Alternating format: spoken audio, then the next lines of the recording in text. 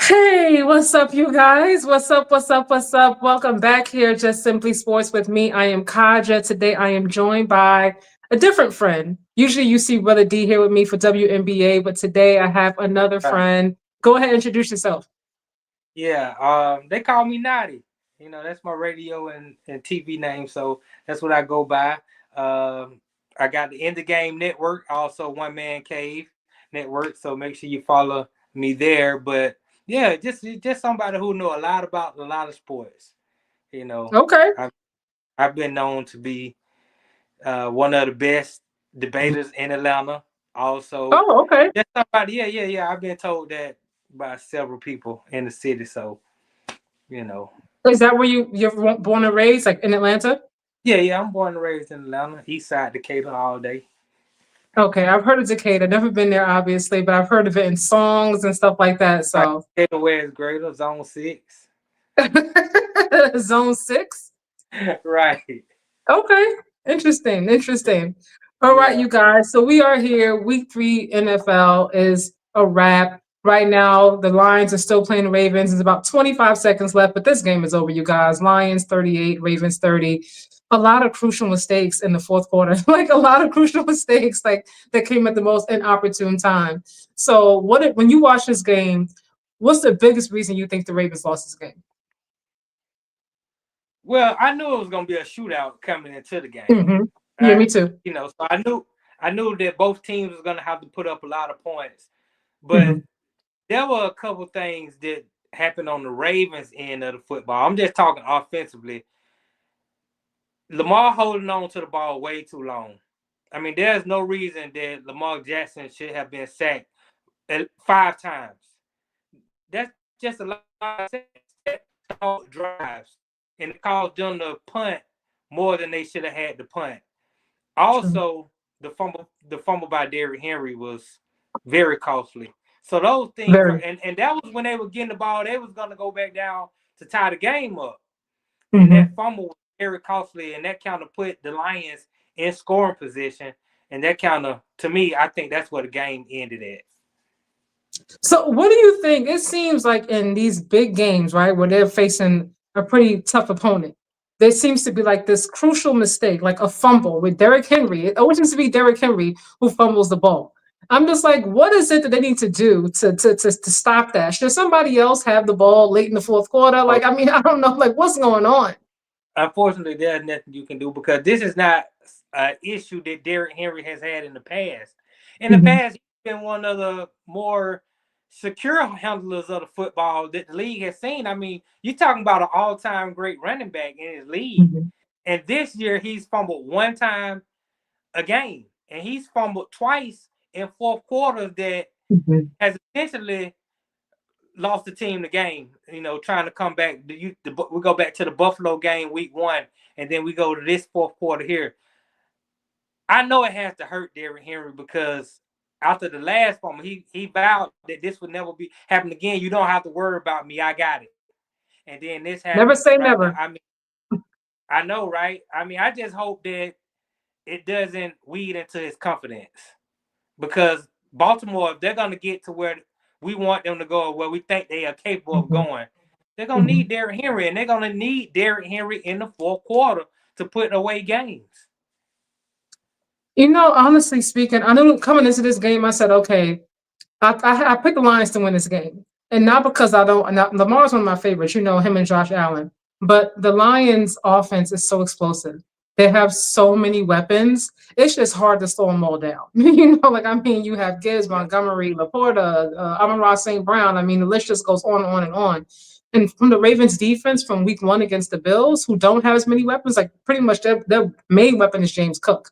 Like that's like their predominant weapon, and aside from Josh Allen, of course. And they had a hard time with them. So I was like, if they have a hard time with the Bills, what they gonna Correct. do against the Lions? Correct. And it definitely rang true tonight. This is not the same Ravens defense that we saw last year.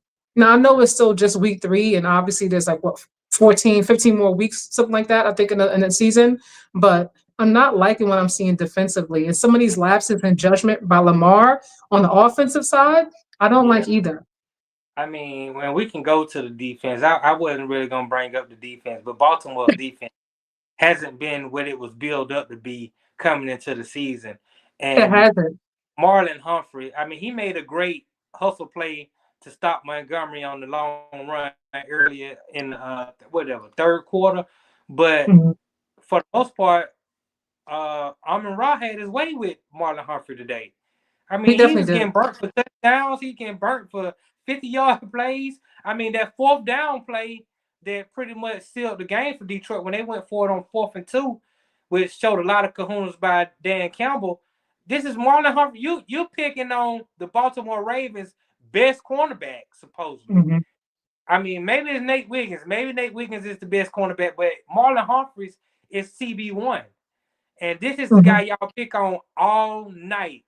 I mean, it they can't get any pressure on the quarterback. I don't Hmm. think Jared Goff took a sack the whole night. And No, I late don't think he into this did. game, Maybe one he did, but I don't think it was okay, too many. maybe late in the game because Hmm. at one point in the game, I know the Ravens was coming into this game 57 games in a row where they had a sack on the quarterback.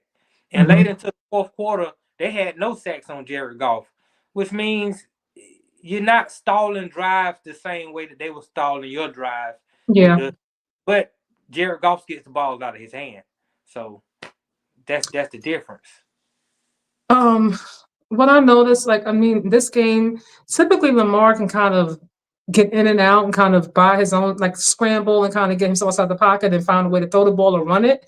But today, it looked like he was like, where am I going? Like, what am I Right, trying to right, do here? right. Like, okay, do I go this way? Do I go that way? And he ended up going back a few times. That was costly as well. And I Yeah. was like, I don't know. It just seems like they get into these mental lapses where like they make these mistakes that you wouldn't expect them to make, being a team of their caliber because they're so freaking talented and they're well coached. You know what I mean? Zay Right. Flowers to me hasn't been as active or as a part of the game as he has been in the past. I'm not sure why. I know everything is Derrick Henry, Derrick Henry, Derrick Henry, but when you're going against teams that have multiple weapons like that, you got to use somebody else. Like everything can't just Yeah. be Derrick Henry. Well, they tried to get him involved. He had a slow start to the game, a slow first half. In the second half, they tried to get him more involved, but he's not nearly getting involved enough. He's not to me. Just I don't understand why. He's really right. good. But what happens is sometimes they roll coverage to the number one wide receiver, which left Rashad Bateman open a lot Hmm. of the night. Rashad Bateman had Hmm. a pretty good He had a game, caught touchdown, I a believe. touchdown. Right, had a Yeah. touchdown. He was open on some big third down, made some conversions. He had a pretty decent game. We even saw D Hop make a catch on the sideline that was, for a big Hmm. first down. So, I mean, and Mark Andrews had a big game today. Yeah. He did. Had like 5 or 6 catches, caught a touchdown. So you spread the ball out, which I don't mind. I like a quarterback who has the ability to spread the ball around because you got so many options to throw to. At the end Hmm. of the day, the ball is in Lamar Jackson's hand every play. Hmm. Yeah. And it's up to him to decide on if I really want to make a play, because sometimes he knows how athletic he is. He knows Hmm. how great of a playmaker he is. But the curse to that is sometimes he holds on to the ball too long. He had great protection all night. I can't blame the Hmm. offensive line for the sacks. These sacks Hmm. on them off. So, what do you think? What do you think the Ravens, specifically Lamar Jackson, what does he need to do to take that next step to get over that hump to be who we think he all is? To finally, make a deep playoff run and get to the Super Bowl. Like, what do you think he needs to do? Well, Lamar has everything. I mean, there's not much he need to do. I mean, be a professional, go back and watch film, be an honest Hmm. critique of yourself. Understand, okay, I held the ball on. I mean, I'm holding on to the ball too long. Maybe going forward, I get rid of the ball sooner. Hmm. You got to know your personnel. When you're playing the Detroit Lions, one thing they have a premier pass rusher in Aiden Hutchinson. You have to Hmm. understand these things. So when you have a premier pass rush to like the Myles Garrett, the TJ Watts, the Aiden Hutchinson, I know I got to have a clock in my head that once I get to You ain't say 3 seconds, Michael Parsons, but okay. I mean Michael Parsons as well. But I'm saying those guys of that caliber, uh, you have to have a clock in your head that goes Hmm. off at like 3.5 seconds. that's the longest I can hold on to it. I don't want to hold on to it that long. I really want to hold on to it 2.5 seconds at the Mm-hmm. most. But I'm so athletic, I can get away from a lot of things. Maybe 3.5 seconds for Lamar, but that ball has to go after that.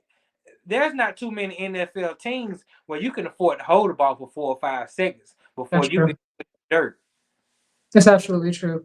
So, I mean, I'm not sure who they play next week. I forgot they said it a little while The ago. Ravens play the Kansas City Chiefs next week, so they Oh, the should be Ravens able to play the get off Chiefs. this Oh, line. that should be good. That should be Right, good. I mean, we'll get there later on. But the way the Chiefs look, they should. I expect them to win that game. I expect them to I bounce expect back and Lamar win to that get game. back. He old Pat one anyway. Mm-hmm. Right, So moving on, the Eagles had a really, really big win yesterday against the Rams. They kind of shocked them late right there in the fourth quarter. Jordan Davis, obviously. I was like, oh my gosh, you know. So I was checking the score going back up between that and WNBA.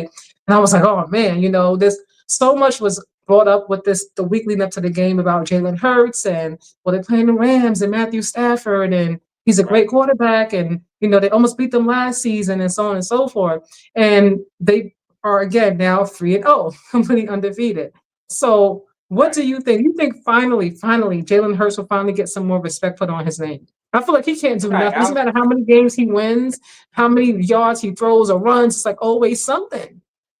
Right, you got to put some respect on his name. Don't get me wrong. I mean, I think Cam Newton started a lot of controversy before And the season started because hmm Cam didn't put Jalen Hurts in his top 10. And even though I disagreed with Cam Newton, I understood the argument that he was making because he was hmm going off the numbers. And the fact that Jalen Hurts doesn't really normally have to throw the ball all around the field to win games. I mean, I got Saquon hmm Barkley back here. I got one of the best, if not the best, offensive line in the league. Our defense is stout. hmm I just have to make sure we don't lose the game. I just have to make sure hmm the ball is in the right place. And then you saw in the Super Bowl when Spagnolia decided he's going to stop Saquon Barkley. hmm Well, okay, I got A.J. Brown, I got Devontae Smith, I got hmm Goddard. I air it out. And you saw the beat down that they put on Kansas City. Yeah, And we did. We did. he was the MVP of the Super Bowl, and rightfully so. So hmm he's capable. He has the weaponry around him to put up gaudy numbers like a Joe hmm Burrow or a Justin Herbert or any of these other quarterbacks. His main focus is winning the football game by any means necessary. Yeah, pretty And much. so yesterday he showed everybody once again, look, I can I can air it out if y'all want me to air it out. It's hmm really no problem. So they got to put some respect on his name. You know, I mean, honestly, I don't know if they go back to back, dare I say, I wonder if that will finally be the turning point in the conversation. Because what's so crazy is like because he has such great pieces around him, people like take away like his how talented he is. Like just because he has a great team around him doesn't mean you can just put any quarterback in that offense and they're gonna just automatically win the Super Bowl. Like that I doesn't agree. mean that. You know, I like I agree. mean, like, and the thing is with their team, like I realized how dangerous they were. I'm like, because you have well, game one, I think it was Jalen Hurts pretty much in that game, using his legs to kind of extend plays when they played the Cowboys. Uh-huh. And then AJ Brown and Smitty like weren't really involved at all. Like they Right. had their biggest game yesterday. You know, like they've won three different times, three different ways. You know, Right. and it's like he doesn't have to always throw for 500 yards. I'm like, so if he throws 500 yards and they're losing, then what does it mean? Okay, he has great individual stats, but the team is Right. losing. Right. You look yesterday against the Rams, the Philadelphia Eagles had 33 yards total in the hmm first half of that football game. In the second half of that football game, Jalen Hurts has 3 touchdown passes hmm and he has a touchdown on the ground. He accumulated 4 touchdowns that he's directly responsible for. hmm Now, don't get me wrong, the special teams did play big. They blocked 2 field goals and they blocked one at the end to seal the game. But Jalen Hurts was 17 points in the hole in the fourth quarter, and you bring them all the way back hmm to win the football game. I mean, what can you say? I mean, he showed every. To me, I don't think he has to win another Super Bowl to have them giving him his propers. I mean, he's went to 2 Super Bowls in the last 3 years. Yeah, He's won exactly. one. He played very well in the Super Bowl that they didn't win, which was He the was the best closest. player in the field. Right. I agree. Mm-hmm. So I just think that we have to identify what do we really want from our quarterback. Do we want big numbers Mm-hmm. or do we want big wins? And you say that, and I piggyback off something you said earlier, that you can't just put any quarterback in that offense. I Even a don't think really you good can. Yeah. quarterback in that offense to win because Mm-hmm. Jalen Hurts brings something, a different dynamic that most quarterbacks, if not any other quarterback, bring to the table. Mm-hmm. And he squats 600 pounds. That's why the tush push is so effective. We've seen other teams try to tush push. And they cannot. They It don't cannot work the same way. at all. At Right. So all. Jalen Hurts has a special skill set that I think we got to give him credit for, and we got to start to say, hey, this guy has to be a top 5 quarterback in this league. He should be in those conversations to me. I always get so frustrated because I'm tired of. It's like we have this idea of what a quarterback should look like. If they don't fit within that Right. mold, so to speak, it's like, oh well, that's not top 5 because he doesn't run the same way, or it's not as flashy, let's say, as Patrick Mahomes and the way he throws the ball, or Josh Allen, who I love running through people. It's like they all have their specific strengths and weaknesses, like, but they're all equally talented, like depending on, they all have different things that they can do. Jalen Hurts doesn't really care about the accolades. Right. Like he doesn't care about being flashy. Like if he needs to just turn around, No. just hand the ball the whole entire game, he's fine with that, and he's okay with that as long as they win the game. Yeah. I think that's one of the things I love, that he doesn't really care. I'm sure he hears all the noise, but no matter what, he's going to do what's best for the team every single Sunday, Monday, Thursday, whatever it is. He's not going to try to, change his game up to appease, the naysayers. He's like, look, we winning games. That's that. What Right. else? He's breaking the mold. And the mold is historically tall, statured quarterback, Hmm. big arm, somebody who can throw the ball all around the field. He throw for Hmm. 4,500 yards, 5,000 yards, 30, 40 touchdowns, maybe 10 picks or less. That's the mold of a quarterback that has Hmm. historically been what the NFL has been looking for and has been Hmm. celebrating. He doesn't fit that mold. He fits a whole different mold, a mold where I can pass the ball, I can run the ball. I'm smart enough to pick when to pass and when to run. And because of his skill set with the tush push and his ability to run, it keeps the clock moving. So How do with you feel about the tush push? I'm curious. Are you on the side it should be banned, or you like find a way to stop it? find a way to stop it. If I every feel the same if way. if, Hmm. if, if I mean everybody has the opportunity to do it. That's true. So do it. They can do it at a high rate. Hmm. 96%. So stop it. But when you got a quarterback who squats 600 pounds, that's just and the best offensive line in the league. Yeah, that line is strong all I the way mean, around. it's tough to do. So when other teams are not being able to do it and they're getting beat because of it, then they want to holler foul. But I mean, you just got to stop it. I mean, I could see if they do the tush push like the whole entire game, but They they do win the game a multitude of ways. You know what I mean? Like they don't just do tush push to get every single touchdown. So I'm like, stop not every crying. single touchdown, but they get a lot of touchdowns doing the tush push. But more importantly, they keep the chains moving because they do it on a lot of 3rd and 1s. Hmm. So that keeps the chain moving. Then they keep me out of 4th down, and even if it's 3rd and 1 and I do the tush push and I still come up short, I'm just gonna do the tush push again because you're not gonna stop me twice in a row. And Hmm. so I get why defenses are frustrated, but at the end of the day, you got to stay out of them short down distances. This is Do you why see a way to stop it? If you're a I coach, do. is I there a do way you see. think you can stop it? I do see a way to stop it, but you have to have the right personnel. Like You the have right to have. size? You Hmm. have to have some big boys on the inside. Hmm. Like Tampa Bay has Vita Vea, and Tampa Bay is getting ready to play Philadelphia soon, and Hmm. so they brought the big boy who they cut, who weighed 400 pounds out of Florida. They actually brought him back in because they're Oh, thinking they about did. I didn't know that. yeah. Okay. Yeah, they're thinking about using him in that game if they can. There's medical risk when you're dealing with that guy. You don't want him to Yeah. out or die on the field, and then you face a huge lawsuit because he's overweight. But Hmm. you understand I gotta have somebody, another body in there to clog the middle. Mhm. And I gotta have enough strength up the middle to Mhm. push back against that offensive line. Mhm. Also, I need somebody who's kind of savvy enough, maybe out of the linebacker core, who can meet Jalen Hurts where he is. You know, Mhm. if they go low, I need to be able to meet Jalen Hurts up high. If Jalen Hurts is Mhm. down low, our guys have to be able to push back. So don't get me wrong, it's a Mhm. lot easier said than done. Yeah. But I do So it see a way. seems. I do see a way that it's possible to happen, but you have to have the right personnel on defense. And unfortunately, most teams don't have the right personnel on defense to get that done.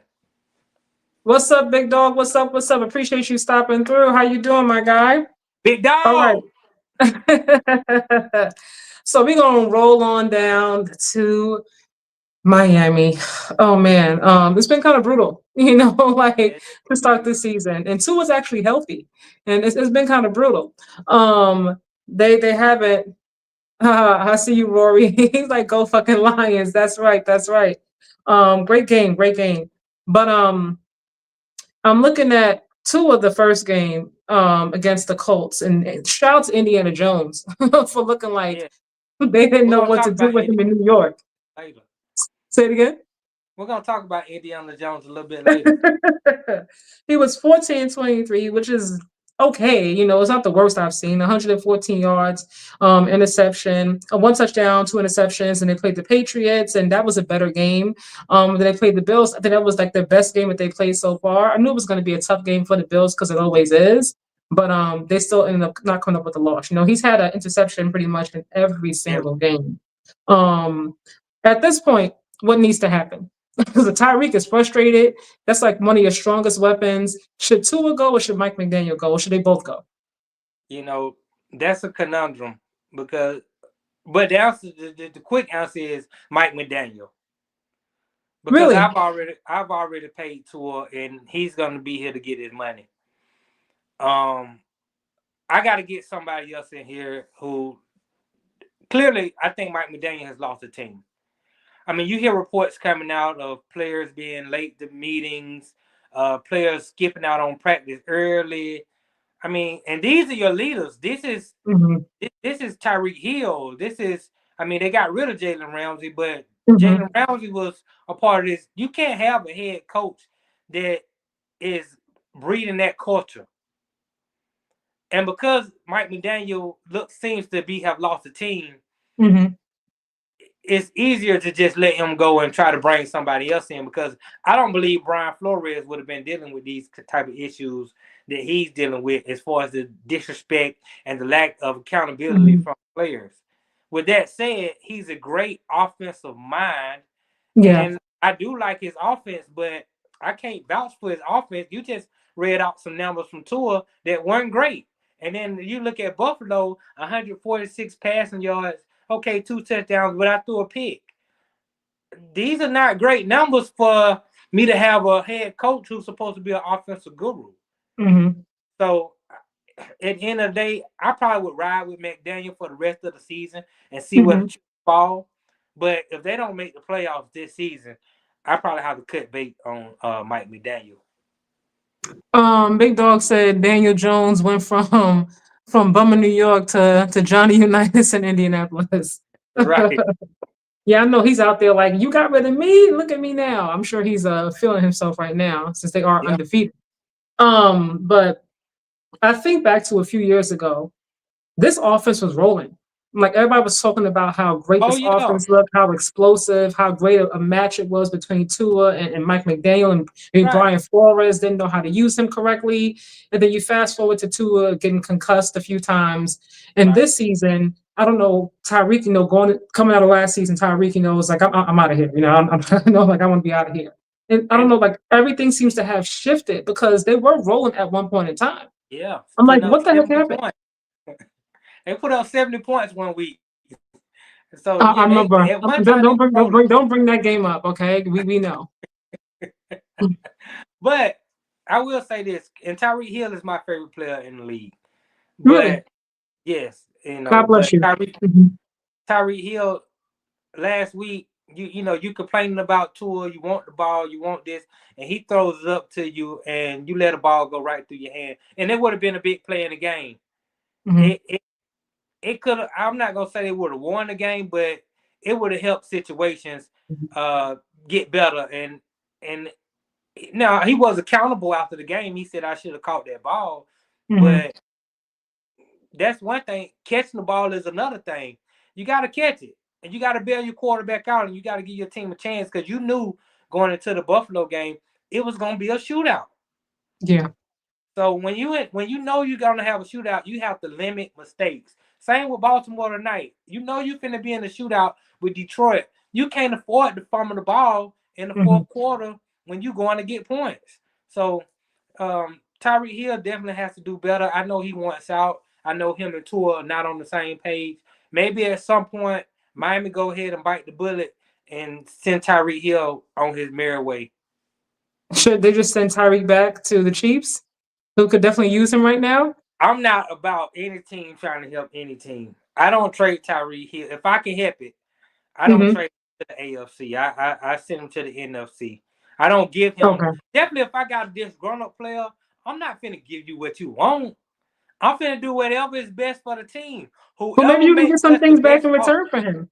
Yeah, I mean, don't get me wrong. If Kansas City just blows us out the water with the offer that Hmm. they have, then you have to do what's best for the team. But there's a lot of teams in the NFL who could use a talent like Tyreek Hill to potentially put them over the top. And Yeah, that's we what I'll could be in Buffalo.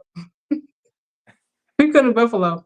not in the division. We can't be trading the division. We could definitely use him in Buffalo, okay? Because we're gonna run James Cook into the ground. So I'm like, we could definitely we'll take him in Buffalo.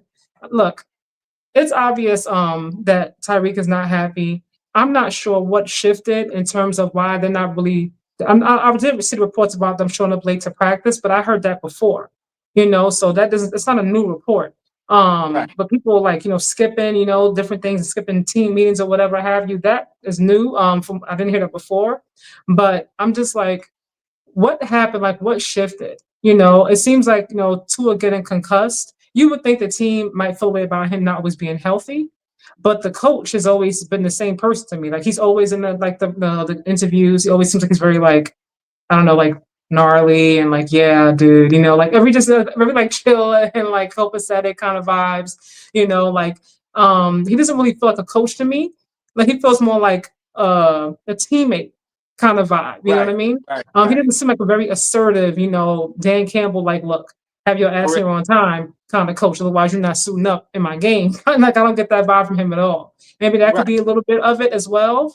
But I'm just like, at this point, I'm like, in some of these games, I'm like, pick Quinnen. I'm like, see what you got. Like you got him there.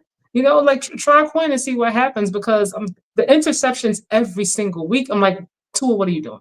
Yeah, you can't. It's. I mean, I'm not gonna say you can't. It's just difficult to go away from a quarterback who you paying that type of money to. So I get it. And Mike McDaniel is married to Tua. That's just the truth for the matter. They're Hmm. married together, and once you decide to go elsewhere and it doesn't work out, Hmm. then pretty much um, dug your own grave, so to say. Rory said Kaja isn't here for that Reek drama. Yes, get off that Tyreek Hill contract. Spend that money on defense. Look, do something with it. You know what I mean? Like, make it work for you. Because I think after this season, he doesn't have any more guaranteed money, I believe, on his contract. And he got a lot of stuff going on off the field. So my guy need his money. Yeah, Okay, like he definitely need his money. Okay, he, like we he gonna keep it needs it about bad, football, but he need his bag. right? So I'm like, send him someplace and get something in return or some things in return, obviously, while you still can, because there's no point in wasting. If I'm Tyreek, I don't want to waste my time either. Like, I'm still young. I still can be a very good asset to a championship contending team. Like, get me They out of paid here. you. They paid you, and when you asked for a raise, they gave you more money. Like, So go you ahead and so just you play so you say football, he should just bro. go down with the sinking ship? Play football, bro. You chose this. You could have stayed in Kansas City for less money and been on a winning team if That's you true. wanted to win. But you wanted to get the bag, and I get why That's you true. wanted to get the bag. You got a lot of people to take care of, bro. Be Yeah. happy with your bag, bro. Hold on. Big Dog says send Tyreek to San Francisco. They could use him. Yeah, San Francisco could use him. They definitely could use I him. think you need to send him somewhere where you have a quarterback who has a big arm. I don't know if Brock Purdy's arm is big enough. He's very accurate, and Mm-hmm. he knows the system real well. You see how Mac Jones is performing. Mac Jones hasn't played good anywhere. New Mm-hmm. England, Jacksonville, he looked like trash. He's in San Francisco 2 weeks. He looks like a world beater. So the system is great. It But always depends. It's always a fit for somebody in somebody's system. You just gotta find that right coach and that right system to really bring the best out of you. well, every good quarterback is a system quarterback. Mm-hmm. It's all about this system. Mm-hmm. I can get a good quarterback and put him in a situation where there is no system, and he gonna look like trash, and you gonna Mm-hmm. swear that this quarterback is no good. But it's all about the system. So it's no knock when guys are like he's a system quarterback or he's a Mm-hmm. game manager. In order to be at the very top as a quarterback, at some Mm-hmm. point you have to know how to manage a game. You can't always be the game changer and go win it. And that's True. my issue with Lamar Jackson right there. At some point, Lamar Jackson gonna have to realize I need to manage this game instead of going out here and try to make every play and win it. Mm-hmm. It's okay to throw the ball away, Lamar. It's okay. I think that comes with maturity. That's a lot of pressure because I feel like I saw that change from Josh. Like 2 seasons ago. Like he Right. would always like try to force and throw the ball and get it to Stefan and end up throwing interceptions and picks and things of that nature. And then after Stefan left, it's like, okay, I can kind of just breathe and just do my thing. I can, whoever's open is whoever's going to get the ball. And that's that. He said he told everybody that in practice, like, oh, before the game, like, it might be you today, it might not be you today. Like, this, it is what it is. It depends on how the game flows. But I think that comes with maturity, knowing that, okay, I don't have to always put my cape on and try to save, us, win this game. I can rely on my teammates. Jalen Hurts does it very well. Like he knows when he needs to step it Yeah. up. And when he's like, okay, I can just go ahead and just let Saquon do his thing, or AJ, or Dallas, or whoever it is. Even like JT did that. I know it's like when they won their championship. Like I saw him take a step back and not be so much at the forefront for them in terms of scoring for them to win that championship. But sometimes you don't have to always be the hero. You just gotta, manage the game. Correct. Correct. I mean, you look at the great all-time great quarterbacks. Tom Brady, greatest game manager to ever play the game. Peyton Manning, the Mm-hmm. ultimate, the ultimate game manager.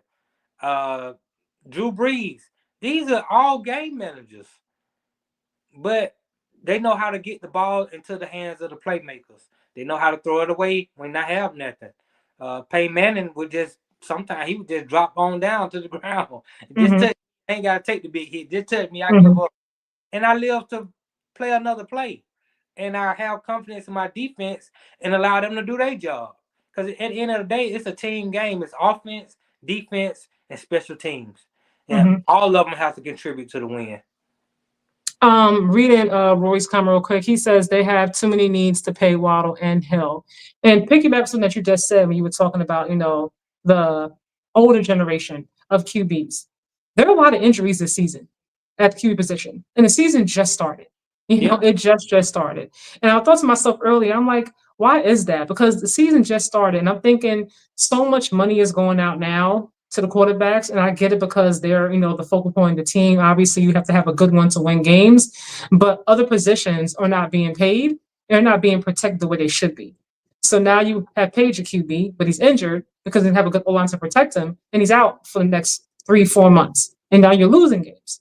So I'm just like, where does it? Where does it meet? Not stop, but what do you think needs to happen so that the QB can be quarterback can be paid? Excuse me, Nothing. and it can also have a good O line because the two go together. You can't; they go together. If the quarterback want to do what Tom Brady used to do, give money back. Tom Brady never got paid the max. He But he always, always talks about quarterbacks knowing how to protect themselves and not doing that so yeah, I much mean, you now. gotta get the ball out of your hand. Hmm. 2 seconds, the ball out. You can't hit me. Get the ball out your hand. If you're not gonna get the ball out of your hand, then do what Tom Brady would do. Hmm. Take less money so that I can pay these guys around me to protect Hmm. me. Other than that, the NFL has already done so much to protect the quarterback. You can't hit him high. You can't hit him low. You can't Hmm. hit him half a little bit late. You can't hit him Yeah. sliding. I mean, they protect the quarterback so much already. Hmm. There's really nothing else you can do because when I was coming up in this game, man, I saw a lot of quarterbacks careers end on a stretcher. You know, Hmm. you get hit Hmm. Troy Aikman, concussions. Joe Montana. I mean, John Elway, he won that last Super Bowl barely hanging on. I mean, that's how Hmm. the game was played. But now these quarterbacks are so protected. I just don't think there's anything else the NFL could do. Now it's up to the quarterback to protect themselves. Get rid of the ball Hmm. or give away some of that money instead of Joe Burrow, instead of you taking the max, instead of me um crying that they should pay Jamal and I gotta pay T. Higgins. Okay, I paid everybody. I don't have money for an offensive line now. I'm sorry. Well, what do you Hmm. want me to do? No, those are the decisions that general managers have to make Hmm. on a year-to-year basis. I was gonna say, when you think about a lot of the injuries that have happened now, like even like in basketball as well, and as opposed to what it was, with the previous generation. And I remember Tom Brady saying, talking about the development, and I'm just like, with NIL now, so many QBs are like staying in college longer because they want to get paid more, and that kind of opened up a whole different world for athletes. And I understand you want to get paid, get your money, right? But at the same time, are they really being taught how to protect themselves? Like because most coaches, they want to win games. You have like, Alabama, all those schools, like Ohio State, like they have a lot of fans. People expect them to win. So they have all these 5-star recruits and the focus is winning games. Or are they also teaching them how to protect themselves at that position? So they're prepared in the NFL to take those crazy hard hits that they're going to be Right. taking. Well, I think that's one of the positive things of the NIL because really you get most of your development is going to come in college.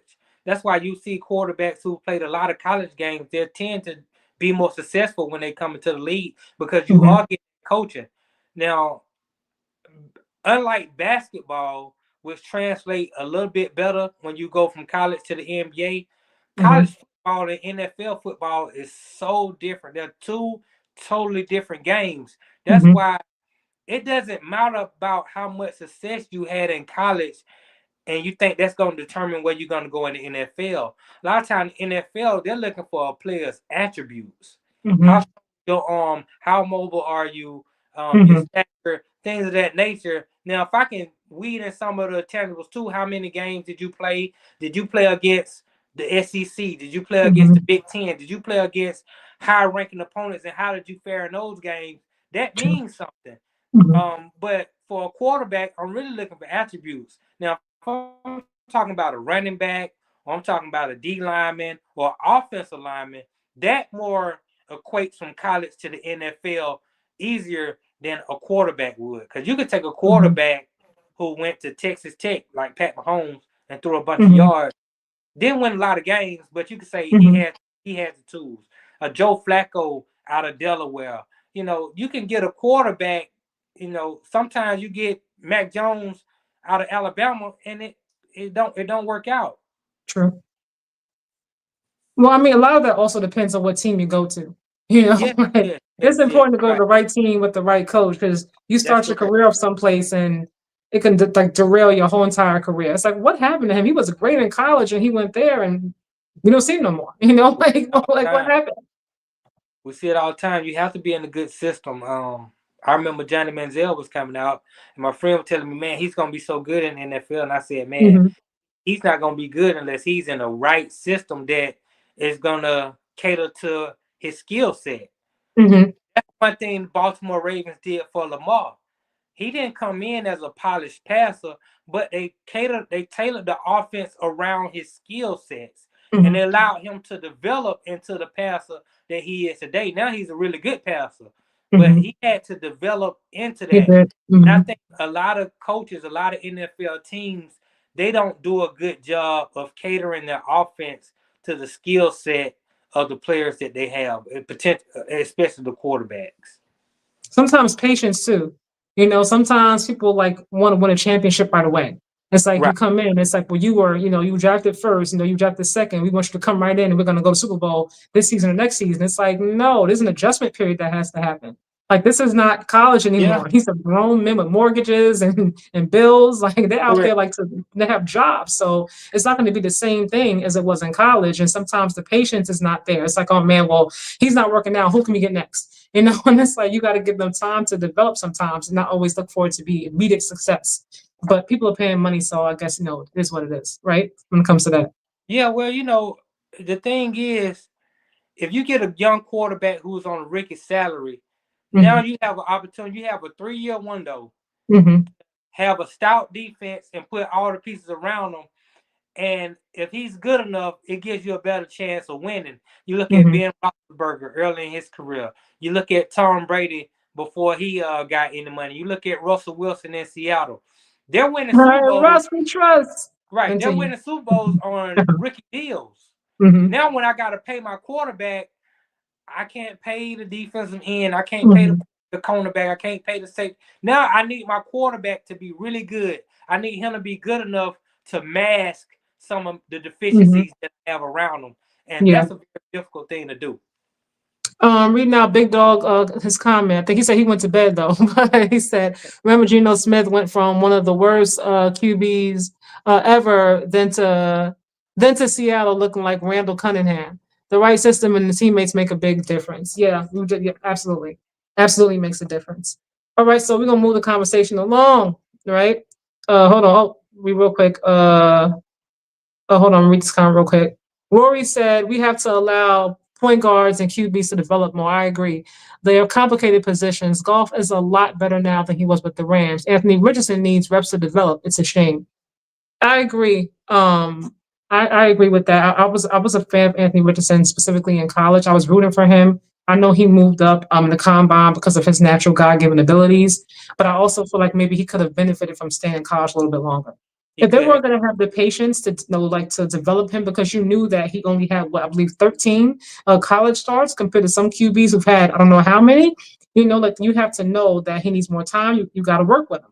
That or don't he needs to go back to college. The quarterback position is one of the most difficult positions to play in all the sports. Hmm. You have to be dedicated to being a quarterback Hmm. 24/7, 365. You don't have You're saying time. that he's not, because you're saying that You with don't have emphasis. time to make rap videos. You don't have time to be hanging out here and there and being with the crowd. You need to be watching film. You need to be Hmm. studying. You need to be getting your receivers. Even in the off season, let's go to this high school field. Hmm. You look at Tom Brady during COVID. He was breaking the law, but Tom he's Brady's a different animal. he's a very different animal. But Hmm. all great quarterbacks are different animals in that mode. Hmm. They are quarterbacks. Now, maybe I have 2 or 3 weeks, maybe a month in the off season where I can go to the Met Gala. I can lay my hair down. I can, Hmm. go on vacation real quick. But after that, it's back to football. Do you Hmm. want to be great or do you not want to be great? Mike True. Vick was one of my favorite players, but when I found out that on Tuesdays he was fighting dogs, I was like, I remember that. It was he crazy. Yeah. he cheated me. He cheated the fans. He never lived up to the player he was supposed to be. Hmm. And I'm looking at a player like Lamar Jackson who came in with deficiencies, but you can tell he's been putting in the work. He's putting in the work. You never hear nothing about Lamar Jackson. I never see him anywhere. I don't see him at the concerts. I don't see him hanging out with Drake. I don't see him, I Hmm. don't see him. It's football. It's football. It's football. It's getting better. There's a lot of responsibility that comes with being the quarterback, the franchise quarterback of an Hmm. NFL team, and they're gonna throw you $300 million.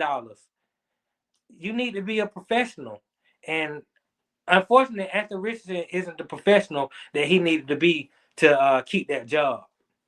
Just to piggyback off what you said before we move on to the next topic, when it comes to Anthony Richardson, this is why I always say when it comes to development, that's important. And sometimes having honest conversations, someone, I don't know if his agent, manager, mom should have said, you know what, maybe you should spend a little bit more time in college just to get some more time underneath your belt, play against stronger competition, and really hone in and learn and mature a little bit more before you step into the NFL, because this is a whole different animal, a whole different beast, a lot of expectations with drafting you, like as high as they did, being the face of a franchise. Mentally, maybe he wasn't ready for it, like, and also at the same time, he's still young, Yeah, he's still young. like, He he's has young. time. I know that, huh? He has time. I mean, right now Indiana Jones is out there looking like he should be in the MVP conversation, So I don't know if they're gonna go back, to Anthony Richardson now, No. or who else is gonna pick him up. When they made the comment, I forgot who it was. I think it was the coach, and he said, well, he's been reading the playbook more, and that was like a compliment. I was like, whoa, like he wasn't reading it before, because that's the way he put it out there, like he wasn't doing his work, and I was like, man, that's a really bad thing to say. That combined with the injuries, I'm just like, oh man, like it just hasn't been a great start for him. I'm really hoping that maybe he'll find his way to a different coach, different system, and he'll have his career will kind of be revived, because he's so young and he has Still natural young. God given talent. He's still young. He just got to grind. Right. Okay. So just read the comments real quick. All right. So moving on, as we just talking about this MVP conversation, early vote. Right. Justin Herbert's out there looking nice. Yes. Josh, out there, that's my MVP. Baker Mayfield, they're all 3-0. So if you had a vote right now, who are you going for MVP? Well, I would say I would take Baker Mayfield out of this conversation. I You mean, they would? are Why? 3-0, but it's not.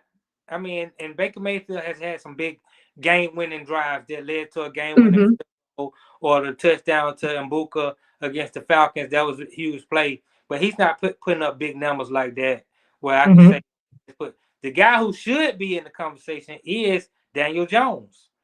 It should What? be They're Justin Indiana Herbert. Jones for MVP right now in the conversation? Yeah, if we're talking quarterbacks in the MVP conversation, it Uh-huh. should be Herbert, Allen, and Indiana Jones. You got Justin Herbert, who's leading the league in passing yards right now. Mm-hmm. Indiana Jones is third. Josh So, Allen is seventh in passing yards right now. mm-hmm. So Indiana Jones has more passing yards right now than Josh Allen. When I'm looking at completion percentage, Mm-hmm. Indiana Jones is completing 72% of his passes. Josh Allen is at 70%, and Justin Herbert is at 67%. So, Mm-hmm. I mean, now Josh Allen is the only one out of the three who hasn't thrown an interception yet. No, actually, Daniel Jones or Josh Allen has yet to Mm-hmm. throw an They have it, interception. yeah. But Josh Allen has 5 touchdowns. Indiana Jones has 3, and Justin Herbert has 6. Mm-hmm. So Yep. I would say it's a tight race right now, but it's between those three guys. I mean, Indianapolis Colts are 3-0 as well. Mm-hmm. So They are. I mean, So and So is it that Indiana Jones is actually playing at an MVP caliber level, or is it that we didn't expect him to be? So it's like, oh my God, he looks so great. You know what I mean? Like when he coming from New York and how he looked and the way it ended, nobody expected him to go there. And people were surprised that he took the job from Anthony Richardson, right? And then starting now, it's like, oh, they won one game. Okay. They didn't punt the whole game. Okay. Then the second game is like, oh, right, okay. The third right, game is like, wait, what's happening? So is it yeah, really that Indiana Jones is out there looking like an MVP QB, or is it that we're just so flabbergasted no, that he's having success? he's looking like an MVP. I mean, like I said, 72% passing completions, 816 passing yards. I mean, 9.3 per pass. You look at Josh Allen is 7.6. Herbert is Mhm. 8 yards to pass. He's 9.3 per pass. Uh-oh. I lost you, Naughty. Indiana Jones got your tongue? Where'd you go? All right, you guys, look, we'll see what happens. I don't know what happened with Nadi, but for me, oh, hold on. Read this comment real quick. Rory said, Colts run game sets up Jones for success. RB Taylor is their best player. Yeah, he is. He's been putting up some crazy numbers as well. I was looking at his stats. I think just yesterday. I was like, oh, okay. This seems to be like the partnership. Indiana Jones and then Taylor. Going that back and forth. They definitely built a nice chemistry there. I just wonder, is it so much of Okay, he'll be back in a second, you guys. I wonder for myself though, is it more so? Are we? I keep waiting for the other shoe to drop, because we saw Indiana Jones. We saw him in New York over the course of more than 1 year, and he did not look the same. He had like that one season, where he played, decent enough to get paid, but then afterwards, it kind of went downhill. And even when he had Saquon, like it wasn't. It didn't culminate in like obviously, the same success that he's having in Indiana yeah, Indiana. So I'm just thinking to myself when I watch him play, and I'm just like, at what point is the shoe going to drop? Like, are we putting him on a pedestal too fast because we know what his history is and what we've seen him do and what he hasn't done? And then, or is this really who he's always been? And perhaps the Giants just are not a good organization, and Brian Dable is just not a good head coach. Like, could that also be it? Rory, Derek Carr had a good start last year. They did. They came out and everybody was talking about them like the first two games, and it just went downhill, like just all the way downhill. We don't know what the heck happened at all, which was wild. Um, but with Daniel Jones, looking at his history, I'm just like, I wouldn't put him in the MVP conversation just yet because I know what I saw before from him more than one time. But I think, like I said, it goes back to making sure being in the right system with the right coaching staff, having the right weapons around you. All that depends on success. Tailoring plays for your quarterbacks to your quarterback strengths. Like not necessarily. And people don't. I think sometimes you have offensive coordinators who like to call a certain style of offense. I like to do things like this. I want to run the ball like this. I want to pass the ball like this. But that may not necessarily be what that QB is good at. You might, like to, to run the ball or whatever have you, or you might want to do like these crazy creative plays, and that's great. But if it doesn't work for the QB and he's the one that has to, obviously, he's the one on the field, then that kind of offense is not going to work. So we'll have to see what happens in the next few games. If he continues on, then we got to put some more respect. Yeah, Sammy Jones's car. We have to wait and see, Rory. Because right now, it's still pretty early. But time will always tell. Time will always tell. It always reveal all. I'm not wishing, that he just tanks downhill. But I'm curious to see, and sometimes players have a great season and then they don't have another one. You're like, wait, what the heck happened? He was great last season and he has not been the same since. So we'll have to see, we really have to see. But moving on, though, hopefully Nani comes back soon. I don't know what happened with Nani, but I'm gonna move on to the preview of the Cowboys versus the Packers. Okay, because both teams, here he is right here.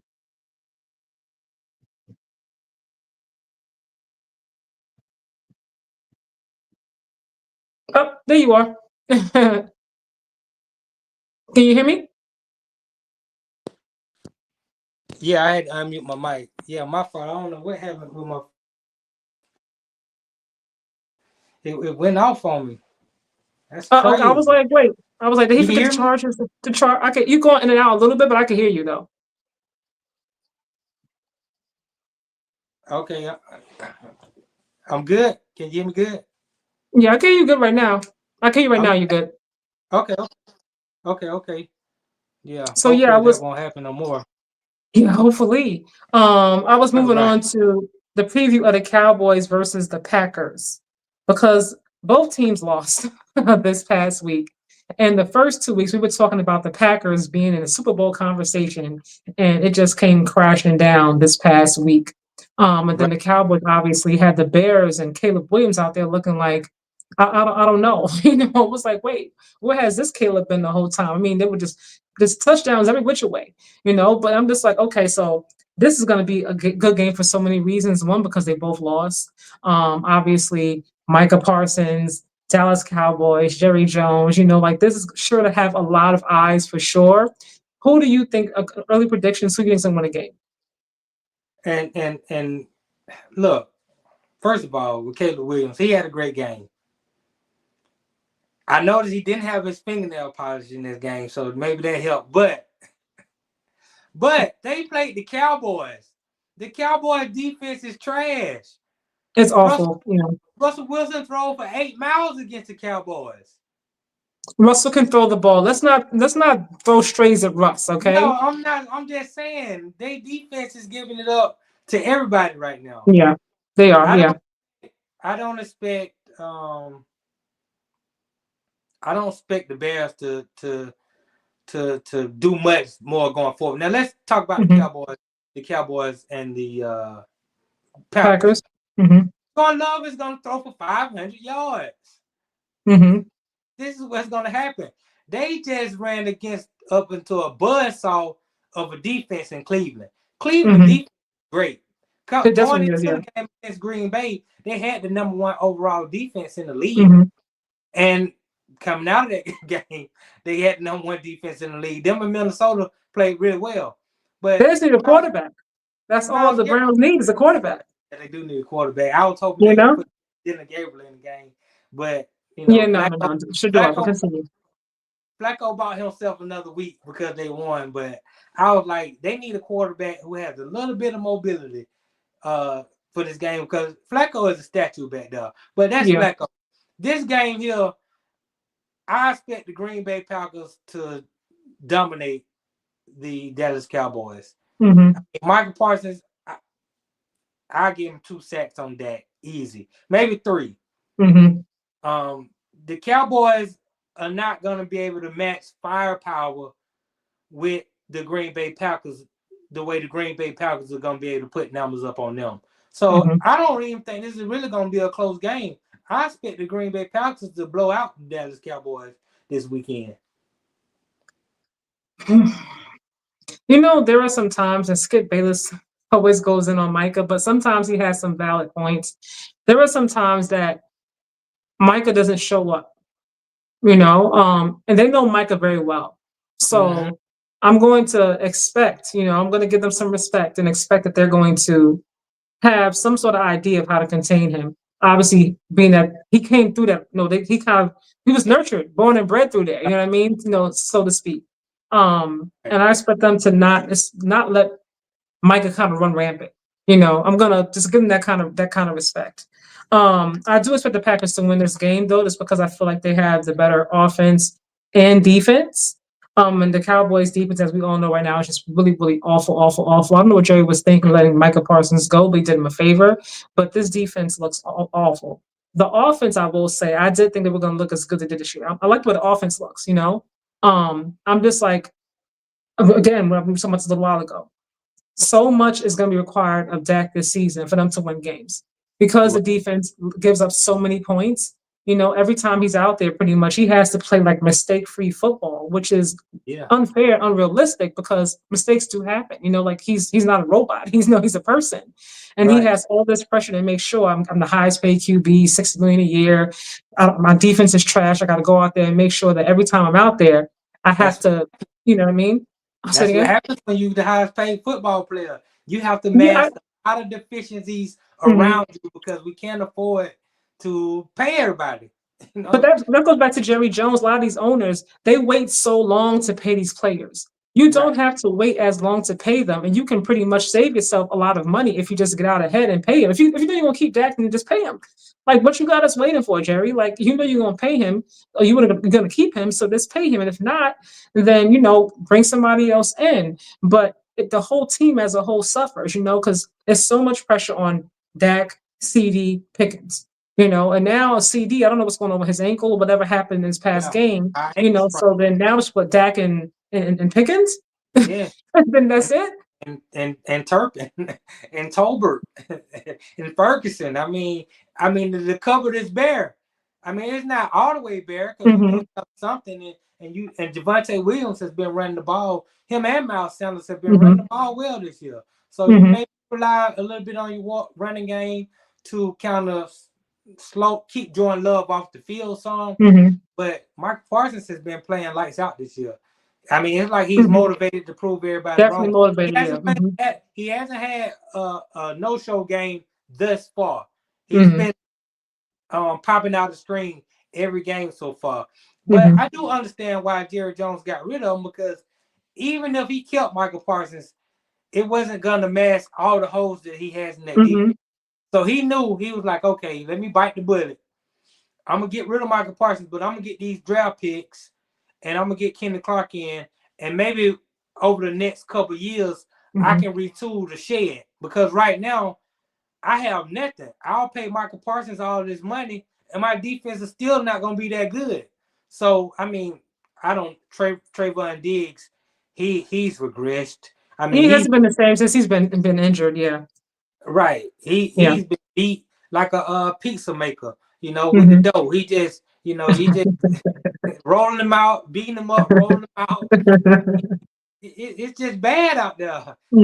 And Deron Bland is out. So now you have nothing at the cornerback position. Hmm. You can't get any pressure on the quarterback from the defensive line position, which Hmm. means you're going to have to send extra guys to go try to get the quarterback, which means you're going to leave holes in your defense. I mean, they're going to give up a whole bunch of points and a whole bunch of They yards are. to any quarterback who's halfway decent.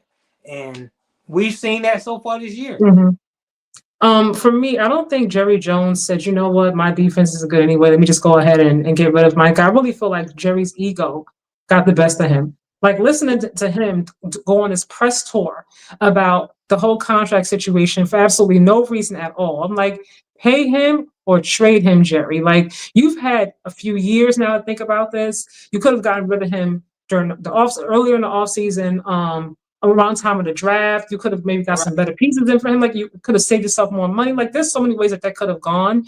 And at first, Jerry was like, "Well, we love Michael. We want him to be a cowboy, and so on and so forth." And he kept going back to what happened with the agent. Right. The conversation be between me and him. Me and him, like, what is the issue with you talking to this man's agent? Because he said, I offer him to be the highest non-paid QB. So if that's not a problem for you, then just talk to his agent and move this along. But I feel like once Micah started speaking out, I feel like Jerry's ego got the better of him, and that's why he let Micah go. I don't think it had anything to do with, oh, well, it's best for our team now, the defense. Yeah. I'm like, no, Jerry, I don't believe it. Sometimes two things are true, you know. And the ego did play in, and he did offer Michael Parsons to be the highest paid player in his position. The problem is, once the agent came in, the agent was like, "Nah, at his age, at Michael Parsons' age, he needs to be the highest paid in his position for the next 2 or 3 years." Hmm. So he got a country. I mean, I think T.J. Watt got 41 million. Michael Parsons jumped all the way up to 47. He did, yeah. Yeah, see, Jerry Jones didn't want to do that. Jerry Jones wanted to give him something that was going to be good for Micah in the short term, and it also was going to be good for Dallas in the Hmm. long term. And Hmm. Michael Parsons shook his hand. Now, once you shake somebody like Jerry Jones' hand, he expects you to, because he's from the old school, where Hmm. that's a man's word was his word. But But Michael you're Parsons, negotiating with why are you negotiating with a he's 24, negotiating with 25-year-old? because he's negotiated with a lot of players in the past. I mean, some players Not do. with CD, you didn't. Not with Dak, you No, didn't. You talked to the because agents. those guys were smart enough not to go and make a deal with Jerry and go Hmm. and talk to Jerry. Michael Parsons actually went in and started talking numbers with Jerry. But So he said he Jerry, thought he was having a conversation about leadership or something, yeah, and it went to something else. But he it didn't think did. it was an actual It did. You know contract how conversation negotiation. goes sometimes. We talking about Hmm. the apples that's gonna go in the pie. And next Hmm. thing you know, we talking about the bananas in Jamaica and how Hmm. good the weather is in Jamaica. Sometimes Hmm. the conversation just moves that way. Now And I don't get put me that on wrong, Jerry because if Jerry, you brought him in to talk about leadership, right, and then right, that he's young, and you kind of segue the right, conversation right, into this, exactly, he's thinking just the exactly, conversation, not like, okay, right. like this is what it is. And You're then now right, you're like, well, you gave me your word. And he's like, well, what are right, you talking about? It was a conversation. I didn't know that's right, not a contract right. negotiation. Like you're Because taking Jerry, advantage. because Jerry knew I could keep Michael Parsons if I get him at the number that I want to get him at. He If could I have get gotten him him for at, cheaper 2 years ago. right, right. But that's a fault of Jerry that he waited too long to He pass always the does that. right, and that's something he has to do better at. I'm Hmm. not a Jerry Jones fan, but that's why that have took him to the shed twice in contract Hmm. negotiation. CD Lamb took him to the shed just last year I'm because not mad at it. Yeah. he's not paying these players. The first time I realized, damn, I got some right here. Let me go ahead and get him a contract now. Mhm. But Jerry wants to wait to the end of the run. Now, don't get me wrong. He could have franchised Michael Parsons for 2 years after that. He could have. He said he was going to do that at first. He had all the leverage, but at the end of the day, He said, you don't want these grown-up players in the locker room. "No, you don't." Yeah. So, like I said, if he could have kept Michael Parsons at the number Mm-hmm. that he wanted to, he would have Mm-hmm. kept him. But he couldn't keep Michael Parsons for the number that his agent knew that he could get. And Mm-hmm. Jerry Jones knew that. That's why he didn't want to deal with the agent in the first place. Jerry think he's slick. I'm like, Yeah, I don't. I'm like, don't try to pull one over somebody who's younger, Jerry. Like that's not cool. What we said should have gotten a Herschel Walker a kind of return for Parsons, but he traded him for 50% off. Nah, he ain't Herschel Walker. He ain't Herschel Walker. And honestly, Michael Parsons is a very good player, but he hasn't proven to be an all-time great. I'm not bending over backwards. I mean, I got 2 first-round picks, and I got a really good player in Kenny Clark, who was a Pro Bowl player. I got a good haul for Michael Parsons. I mean, like I'm saying, he's not even the best at what he does in the game today. He's one of the top guys, but he's not better than T.J. Watt. He's not better than Myles Garrett. He hasn't proven to be better than They're also older than him as well. And Aiden Hutchinson is right up there. I mean, barring injury last year with the broke leg, Aiden Hutchinson was leading the league in sacks at the time that he broke his leg last year. And we just saw what he did tonight. The game, I mean, he caused the fumble of Derrick Henry tonight. He plays big. So Michael Parsons is top 5-ish. He's in there, but you're not even I don't consider Michael Parsons a generational talent. I've seen a lot of guys play football that does what he does that I would say is better than Michael Parsons.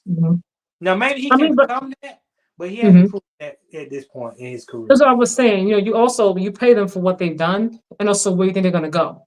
So you look at his trajectory and what he's done and how he's continuing to move up and things of that nature. And he's on, I believe, pace to be better. Not saying that he will be, time will always tell, but he's on pace, I believe, to be better than TJ and Miles. You know what I mean? So we'll have to see how that goes. But I mean, I don't know, for Jerry, for him to be so smart when it comes to business, because obviously, like for that to be like the richest franchise, like from what I forgot how much he paid for when he bought it. I believe now they're worth what 12.1 billion, 10.1, somewhere in there. You know how to market, you know how to make money. But when it comes to paying these players, you end up spending a lot more and hurting your team in the process. Because now Dak has to be out there like I was about to say Indiana Jones, no pun intended. He's to be out there looking like a second coming to Tom Brady or something, and you expect to win a championship. I'm like, Jerry, what are you talking about? You see your defense? Do you see your defense? He's a great businessman. He understands I don't make money by paying players. That's not how I make money. I make money by selling the dream to Cowboy fans who are the most delusional fans in the country that we're going to win the Super Bowl this year, regardless of what we do in the offseason. You sound like Stephen A. Smith. Oh, that's the truth. Jerry Jones told these folks just last year, he said, I'm all in. He did. He definitely said that. Okay, you all in. Derrick Henry wants $6 million. No, we ain't going to get Derrick Henry. Oh, they didn't even talk to him. They didn't even have a conversation with him. You don't even have running, but you all in, Jerry. You saying you all in. You all in, but you not go ahead and get the Michael Parsons situation. Because Michael Parsons was asking for money last year. It just rolled over into this year. Yeah. So for a guy to say he's all in, that's just talk from Jerry. Jerry understands that I win when the Cowboys make money. I win when we're worth 10 billion, going up to 12 billion. That's how I win. And Jerry Jones is winning. He just fooled the people that are thinking that he cares about winning games and want to win the Super Bowl. That's a lie. Yeah. Rory said he's a football Matt Ishbia. He needs to let the GM do his job. Isn't he the GM? Matt Ishbia, yeah, Jerry Jones is the GM. Matt Ishbia, he's the GM, right? Yeah. Yeah, Matt Ishbia is worse than Jerry Jones. I think Matt Ishbia had money and he just let me just buy a basketball team and to see how this goes. I don't think he had any clue what it takes to actually to build a winning championship team. I think he thought just getting some great pieces and paying them all kinds of crazy money meant they Yeah. were going to automatically win, and that's just not how it goes. That's not how it goes. But Ishbia played basketball. He played. I Mm-hmm. mean, he didn't play NBA basketball, but in college he played for I think Michigan State. He was at Mm-hmm. a very prestigious program, so Mm-hmm. you would think he understands a little bit about basketball and teams and chemistry and where to take. But this You would guy has think no clue. I mean, he need to stay out the way. Let James they Jones look and they look better guys. now. They look better now what they did in the offseason. Maybe he finally listened to James Jones or somebody who said, "Look, let us do this, man. You Mm-hmm. don't got a clue. We got to break this thing up. We losing money. We Mm-hmm. we not helping ourselves. We're gonna alienate the fan base." Mm-hmm. So I still don't think Phoenix has done a good job of building that team, but I think they did what was necessary going forward. They had to move KD, and you had to move Bradley Beal. That's definitely you can't really move Booker because he's a fan favorite. But I Mm-hmm. would have blown the whole thing up if I were them, and I would have started over. I understand why they kept D Book, but I don't know if I would have paid him 70 million for the next 2 years, 140 million. Well, you got Like to. I wouldn't pay him that. No, Well, then you got to let him absolutely. go. Like I don't even think he needs to be paid that right now. Like, what have you done? And I'm a fan of D Book. I like him, but I think his best years thus far for me were when CP was there. Like Yeah, he was ascending when CP was there. I mean, he was like having him there. His leadership, his experience, I think brought the best out of him. And then after he left, like he's kind of went down and kind of regressed. So what am I giving you a 2 year crazy extension for? We're not even getting to the playoffs. because 70 million for what? NBA contracts don't work the same way as NFL contracts. Yeah, He, no. Mm-hmm. he's an all-star. He's an Mm-hmm. all-pro. He's an Olympic gold medalist. You got to Mm-hmm. pay that. That's why the NBA PA is one of the better PAs in the country. I mean, Major Mm-hmm. League Baseball has the best PA, but after that, it's the NBA because they understand how to get their players paid, whether they losing or not. Mm-hmm. Do you want this talent on your team? This is what his resume says he's supposed to get paid. And Mm-hmm. you gotta pay him or you gotta let him go. Yeah, maybe just let him go. Right. If I I gotta agree. pay you 70 million, I then yeah, agree. you can go ahead and go. Because we're not getting enough for it, so you can go ahead and go. I But I agree. like that they have come on, Maluwak. I was a fan of his, my South Sudan brother. I'm happy for him. I want to see how that looks between him and Mark Williams this upcoming season. I think that the Rockets made a mistake giving up on Jalen Green so soon. I think I'm like he's young. I know he messed up in the playoffs, but this is his first time. It takes time. Those lights are Want pretty KD bright or for do the you first not time. want KD? Huh? Do you want KD or do you not want KD? I wouldn't have brought KD there. Oh, okay. And then I wouldn't have. He's older. He's injury prone at times. You know what I mean? Like I wouldn't have messed up what they were building. They were they making were. some really nice moves. So They were. I wouldn't have messed with it personally. I wouldn't have. Yeah. And, But and, and the they news want came to win now. today. So hopefully they win now. Right. The news came down today that Fred VanVleet tore his ACL. I know His, I saw that. And I was like, oh so man. that's gonna be a big blow to the Pauls. That's gonna be a big blow to the Houston Hmm. Rockets. Yeah, it is. It's unfortunate, but we'll see what happens with that. Sorry about that. All right, moving on. Oof. Caleb Williams had a great game had a great game yesterday, right? He did. Well, Sunday now. Um, did this game make you a believer in Caleb Williams? No. Yeah, me No. either. No. It I'm only like, no. exposed it only exposed what we already knew is that Dallas defense is trash. Hmm. And now the expectation is for any quarterback who plays against the Cowboys this year, you have to throw for 350 yards minimum, or you ain't no Yeah. good. If you don't throw for 350 against the Cowboys, you trash, and they need to be thinking about bringing the bag up in the following week. This was also Matt Eberflus's return, as he is the Dallas Cowboys, I believe defensive coordinator, Right. and they look awful. I'm not even sure why Jerry hired him. Honestly speaking, like he needs to go like yesterday to save whatever you can this season. Like I don't know why he's there. Like they look awful, like awful. Not his fault. Um, If he don't play, you can't coach guys when you don't have the talent. You just don't have the talent. Jerry Jones knows he doesn't have the talent. That's why he was steadfast on, if I can't get Michael Parsons for the price that I want to get him at, mhm, I gotta let him go because I got too many holes to plug up. mhm, And that's just the truth of the situation. You just don't have the talent in Dallas. That's why we'll see what the Jadavion Clowney gives them. He didn't play this week after being signed last week after the Giants game, mhm, but we'll see if Jadavion Clowney can get him something. But mhm.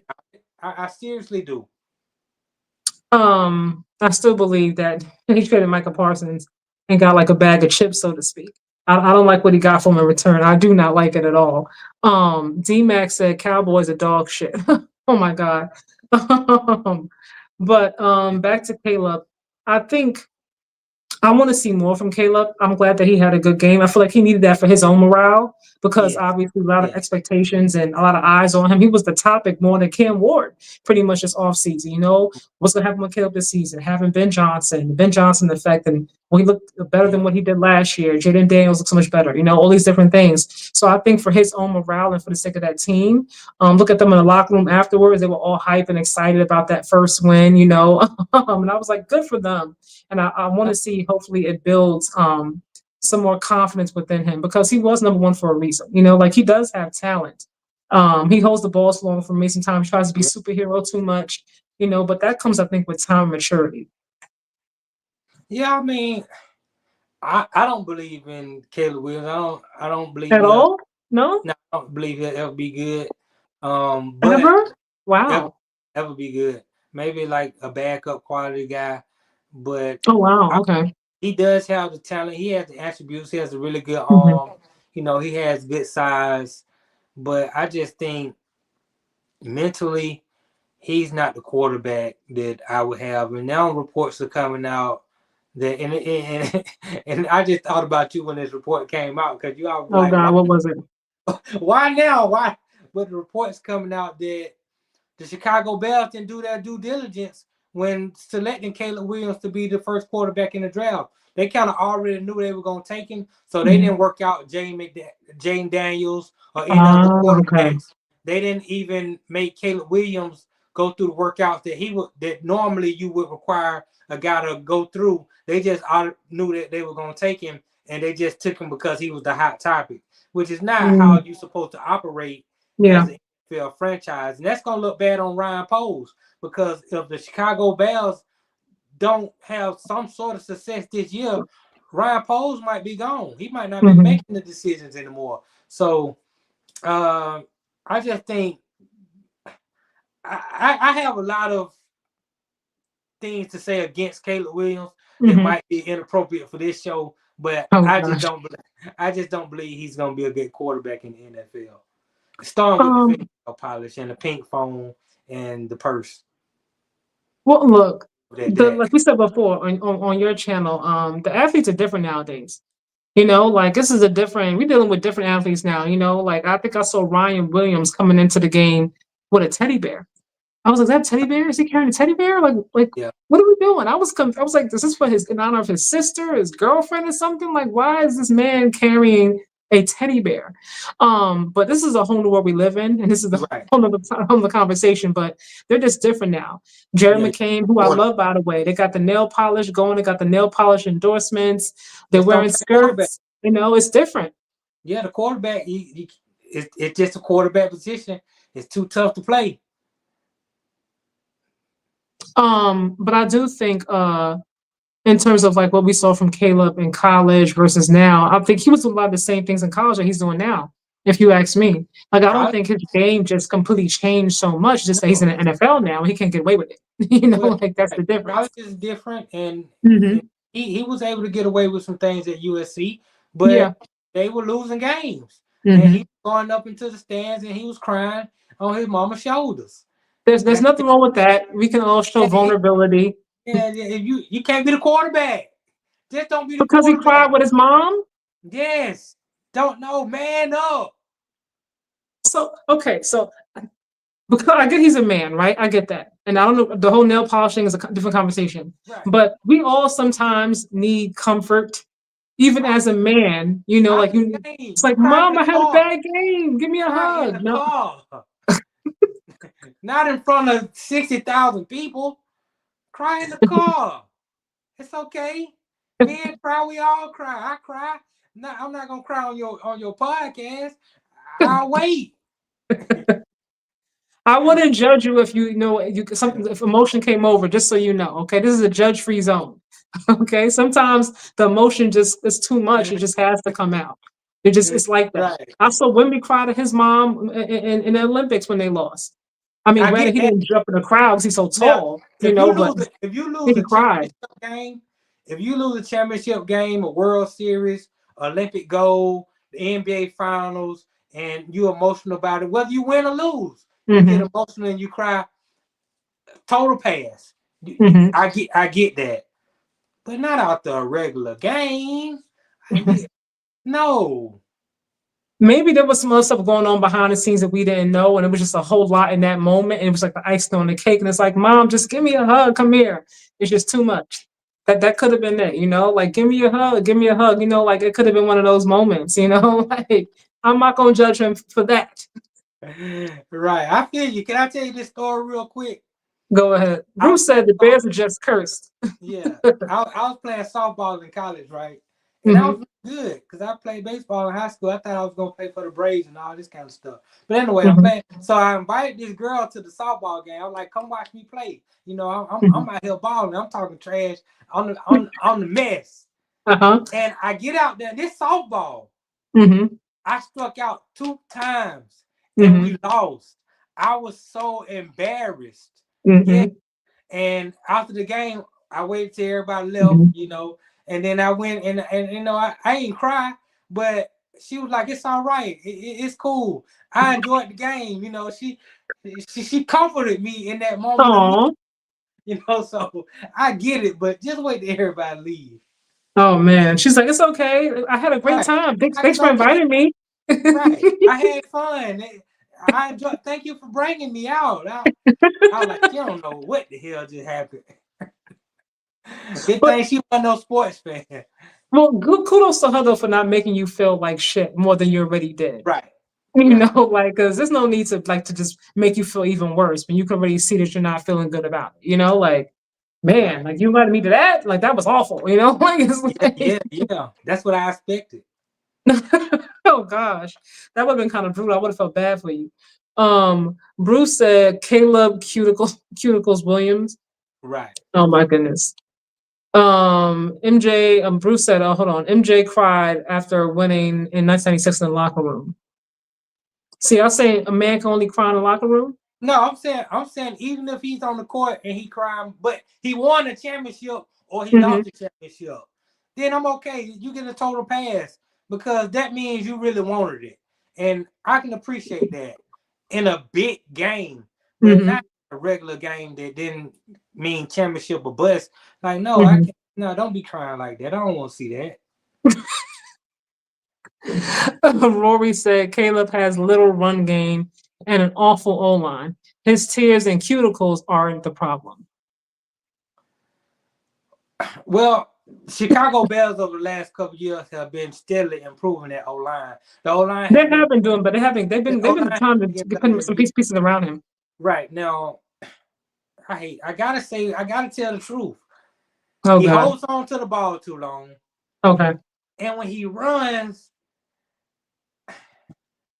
sometimes he runs like a girl, and you can tell that he doesn't want the contact. He doesn't want Mhm. like he's kind of shying away from the hit, which you should do as a quarterback.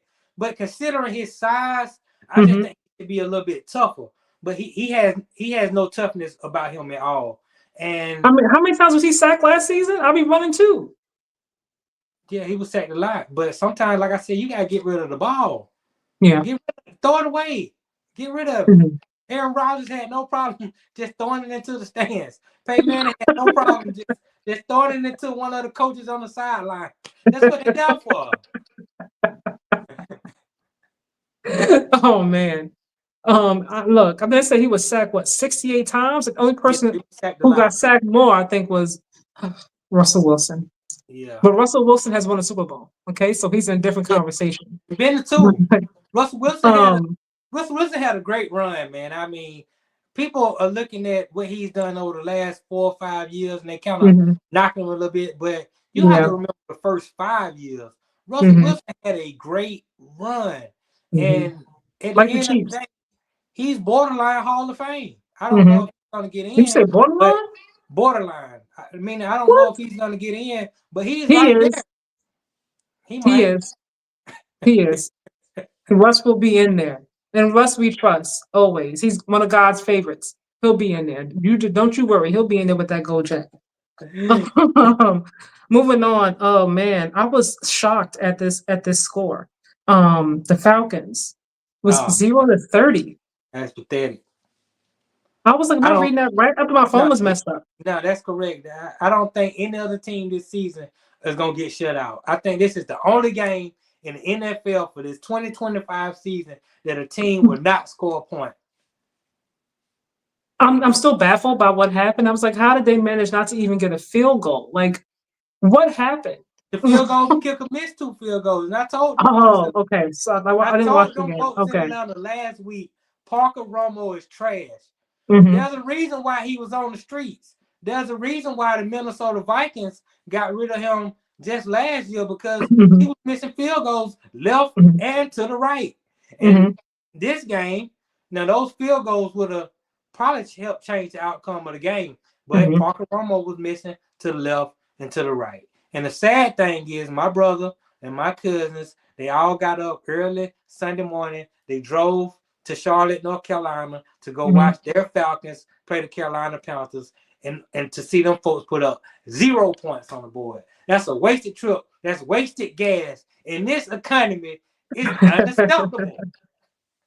You didn't think it was going to be that kind of loss, though, did you? I didn't. But now you go back and look at it. At the end of last season, Carolina put up big numbers on the Falcons. Hmm They beat the Falcons in that final game where the Falcons were kind of playing for something hmm because if Tampa Bay had a loss and the Falcons hmm had won, they would have made the playoffs. Now Tampa Bay ended up winning, but the Falcons got blown out by Carolina. So this is hmm 2 games in a row where Carolina has had their number. And Sometimes it's like that. Sometimes teams just got your number. Like they just they division may games, not win any other games, but they know how to beat you. division games are like that because I see them two Mhm. times a year. And so Yeah. I just study them a little bit more. But Michael Penix, he has to play better. The wide receivers, Drake London and those guys, they have to play better. Now you got the hmm Falcons because they needed a scapegoat. They hmm needed the role. So today they fired the wide receiver coach. And Oh, they did. I didn't know that. Okay. yeah, so it's hmm like, I mean, was he the problem? No. But sometimes you have to appease the fans for the hmm mistakes that somebody else has made. And hmm unfortunately, the wide receiver coach, he's the one that had to meet the guillotine. So that's just how it goes in the NFL.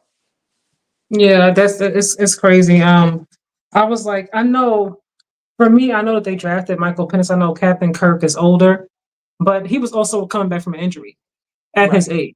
I don't Right. think he was fully healed when he came back last season. He wasn't. He wasn't. You know, I don't think he was fully healed. And there are moments where I'm like, I really feel like Michael Penix could have benefited from maybe sitting back just a little bit longer before He could putting him have. in a driver's seat. Unfortunately, the Falcons are one of those franchises that leans too much on what the fans say. Hmm And I think that's the issue. But the Falcons, Atlanta is not one of those cities like Cleveland, like Green Bay, like Chicago, where hmm you can go 0-17 and the fans gonna sell out the arena and they're gonna tailgate and they're gonna hmm enjoy it and they're just gonna put the paper bags over their head, but they coming to the game. Atlanta is not like that. If you don't play who they want to see play, they not coming to the game. And you're Okay, gonna I have get that. a brand new Mercedes-Benz Stadium Hmm that with nobody in there. And that's how Atlanta fans are. They're not hmm loyal fans. So you have to play who they want to play, or else they won't show up. Rory said, "Young QBs need reps. Look where Herbert is now. He was Caleb 2, 3 years ago." I feel like it's a combination of things as to why sometimes they're not successful because you have ownership who's shelling out millions and they want a return on investment and they want wins immediately. And Right. then you have a coach who's trying to develop a QB, but he also has a job that he wants to keep. So he's like, Right. okay, do I keep, developing him and we're losing, or do I make sure I keep my job? Because otherwise I'm gonna be out of here. Right. And like if I keep losing, they're gonna get rid of me. So it's like you're kind of torn between like, man, like how do I get the best out of him and how do I keep my job and keep the fans happy? Well, the last thing you need to do is worry about keeping the fans happy. Well, I mean, Fans but are like you fickle. said in Atlanta, like if the fans are Yeah, not Atlanta coming, you is got like empty that. stands, like you They got got to understand that fans are fickle. hmm That's yeah, you something are. you have to understand. I think general managers and vice presidents of football operations, they need to give head coaches more time. hmm If a coach don't get it done the first or second year, look at progress. Are we making progress? Yeah. Does he have a good system in place, offensively and defensively? If that's the case, let him continue to coach. Now, if he doesn't have hmm a good system in place, which has been a problem that the Falcons has had for the last, I'd probably say 7 to 8 years, they haven't hmm had a good offensive system in place. I still don't know what system they have in place right now. The system is give the ball to Bijan Robinson as much as you can, let him make plays, and then when we hmm got a pass, they got these manila plays that they got drawing up, and they'll try to throw to the receivers. That's not a real system. Yeah. That's not you trying to build up somewhere. You showing the defense this look, and then in the third quarter, off the same look, you throw a wrinkle in the system. I mean, Mhm. they don't have a system. They don't have now. When the Falcons had Kyle Shanahan as offensive coordinator, they had a system. Matt Ryan Mhm. won the MVP. The Falcons went to the Super Bowl. Dan Quinn was the defensive coordinator. You had a Mhm. system on defense that was successful. Yeah. Yes, since Dan Quinn and Kyle Shanahan have left, the Falcons haven't had that type of coaching around them. I think Mhm. Raheem Morris was a bad hire. I said that before they hired him. Really, I you think really so? yes, because the Falcons, he was the Falcons coach 3 years prior to that, and the Falcons fired him. The Falcons Mhm. already fired him once. So you Mhm. brought back a guy you already fired. What changed? He's a great defensive coordinator. He's not a Mhm. good head coach. That's true. Sometimes you could be good at a good offensive coordinator, good defensive Right. coordinator, but sometimes head coach is a whole different beast. But then Right. since you brought that up, I want to ask you really quickly. Um, what looking at where everybody is now that they've moved on. Now we look at what the Lions are right now. We look at where the Bears are right now. Ben Johnson obviously is the head coach. Look at the Jets. Um, Aaron Glenn is supposed to be the defensive mind. Are we concerned that perhaps maybe they weren't what we thought they were? Looking at how they look now in their new teams. Um, and I hate that I gotta say this, but I gotta tell the truth. Okay, tell it. I'm not buying Aaron Glenn as a head coach, and I wasn't buying him. I'm not saying this because of where the Jets are today at hmm 0-3. I'm saying that before he even went. I was glad that he got the job hmm to hopefully prove me wrong, but he wasn't a great defensive coordinator with the Detroit Lions. They didn't have a stout defense. They didn't have one of the top defenses in the league. I don't know what he brings to Detroit. Detroit was successful because of the offensive system that Ben Johnson was running. hmm Even right now, Detroit Lions have the offensive coordinator who was working right under Ben Johnson. He Yeah. knows the same system, same play. You don't have to learn a new playbook. None of that. He's gonna do some of the same thing. I hmm believe Ben Johnson. Ben Johnson has a great offensive system. Does he have the right quarterback to run the system? I don't believe Different so. conversation. Yeah. But I believe that Ben Johnson is a good coach. Um, some of these coaches are very good coordinators. hmm It doesn't mean they'll be a good head coach. Arthur Smith was like that when he came to the Falcons. I hmm was like, this guy isn't a good coach. He wasn't a good offensive coordinator in Tennessee. Now he's with the Pittsburgh Steelers, another team that I support, and I blame him more than I blame Russell Wilson last year for the demise of the Pittsburgh Steelers offense. Mm-hmm. Arthur Smith is not a great offensive coordinator. I don't think And he is even either. though Aaron Rodgers leads the league in touchdown passes Mm-hmm. today, I haven't been impressed by what I've seen out of Aaron Rodgers for the first 3 weeks. Yeah. I haven't. Yeah. So before we get out of here, last topic. All right, we gotta talk about it. And I hate to talk about it because I like him as a person. I really do. I really, really do. Nice young man, just a great family, great mom, strong in his faith, and I can really dig it. I'm gonna But start CJ, calling you mama. Oh no, I CJ, thought huh? you were about to say Russell Wilson. I was gonna say stop, mama, stop. No, no, no, no, no, no, no. It's always gonna be in Russ We Trust, though. Don't forget that. Right. I, But but I'm talking about CJ Stroud. yeah, Because his rookie year, obviously, he went number two, Kill went number one, and he looked great his rookie year. And then last year he kind of regressed, but they had some injuries. So we're like, okay, some injuries there, maybe that could be a little sophomore slump, that's to be expected, it happens. But fast forward now, this is the third year, and they still have injuries now. But yeah, looking at him alone, like not the rest of the pieces around him, him. so what happened? Like, did we judge him too soon? Is it the injuries? Is it him not who we thought he was? Like what do you think it is? I think a lot of times we judge quarterbacks too soon, whether they have success in the first year or they don't Mm-hmm. have success in the first year. You have to wait and see. I mean, even with Jaden Daniels, he had a great season last year, but He did. even this Mm-hmm. season, he's starting off rocky. Teams, these NFL teams, they're not stupid. Once they get tape on you and they go study this tape and figure out where your strengths are, where your weaknesses are, how we should attack Mm-hmm. you, they tend to do a lot better the second time around. Yeah. So that's Mm-hmm. happening with a lot of these quarterbacks. CJ Stroud had a lot of success. He's in a poor division. I mean, now Daniel Jones is making Indianapolis look like a true contender. So, but We'll he's in see. a division where Jacksonville has been horrible, Mm-hmm. Tennessee has been awful, and the Colts have been awful as well. So they've been winning their division. But I got some numbers right here. Okay. CJ Stroud is a consistent 63 to 64% completion passer, which is not bad. It's not great, No, it's but not it's not bad. bad. Yeah. Yeah, Mm-hmm. it's not bad at all. That's from the first year to right now. He's at 64% right now. But I Mm-hmm. look at it first year. He threw 23 touchdowns to 5 picks. His second year, he threw 20 touchdowns, which is less than the first year, and Mm-hmm. 12 picks. His interceptions went up, his touchdowns Mm-hmm. came down. Now, don't get me wrong, he also got sacked a whole lot more his second year than he did his first year because he only took 38 sacks the first year. He got sacked Mm-hmm. 52 times last year. And then in this offseason, you got rid of your best offensive lineman in Laramie Thompson. You let him go Mm-hmm. out the door. Well, your offensive line is not going to get any better.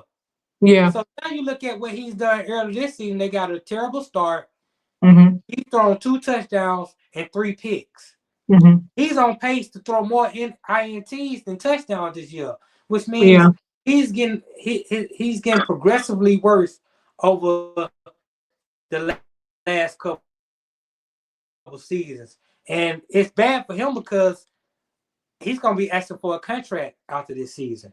And they're going to be like, let's wait. Let's just wait one more season. Show us what you capable of once we make a few more tweaks to the team. Rory said Stroud has no run game. There are times that I feel like watching him that he could extend plays using his legs, but he's not. Yeah, he's And not. it's unfortunate because they have injuries, and that does make a difference, whether we want to admit it or not. I know the QB should be the savior of everything, but they are still one person, and their success also depends on others, and vice versa. So him holding the ball too long, running around the circle. I'm like, CJ, where are you running? Like, the end zone is that way. Run that Right. way. Don't go back that way. If nothing else, at least run forward. If you do nothing else in this game. But they be out there running for their lives sometimes, man. I'm just like, oh my God, like what is going Yeah, on? he doesn't like to Um, run the football, but he should. yeah. But then I guess it's the coach that he has, this is what I'm saying about development. You have a defensive minded coach. Right. Like I still like him as a coach, but his thing is more defense. You Right. need somebody, I think, who was more, who was stronger with offense. Like, Jaden, like they have a offensive coordinator there who's strong with offense, like who knows how to like develop QBs. That makes a difference. And for him, you don't have that. So you kind of going off of your own natural God-given instincts and talent and physique and attributes and so on and so forth. But if you're gonna, I feel like if organizations are gonna hire a defensive-minded coach, you got to bring somebody in there who's strong offensively to work with these guys because they're young. I Uh agree. oh.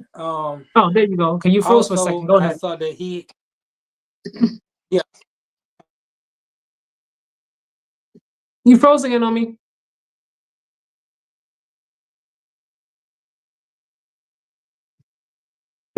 You froze again on me. Rory said, no, I mean his running backs are mediocre. Oh, well, I misunderstood you, but no, looking at him, like he doesn't use his legs enough to me at all. I don't know what happened to United, so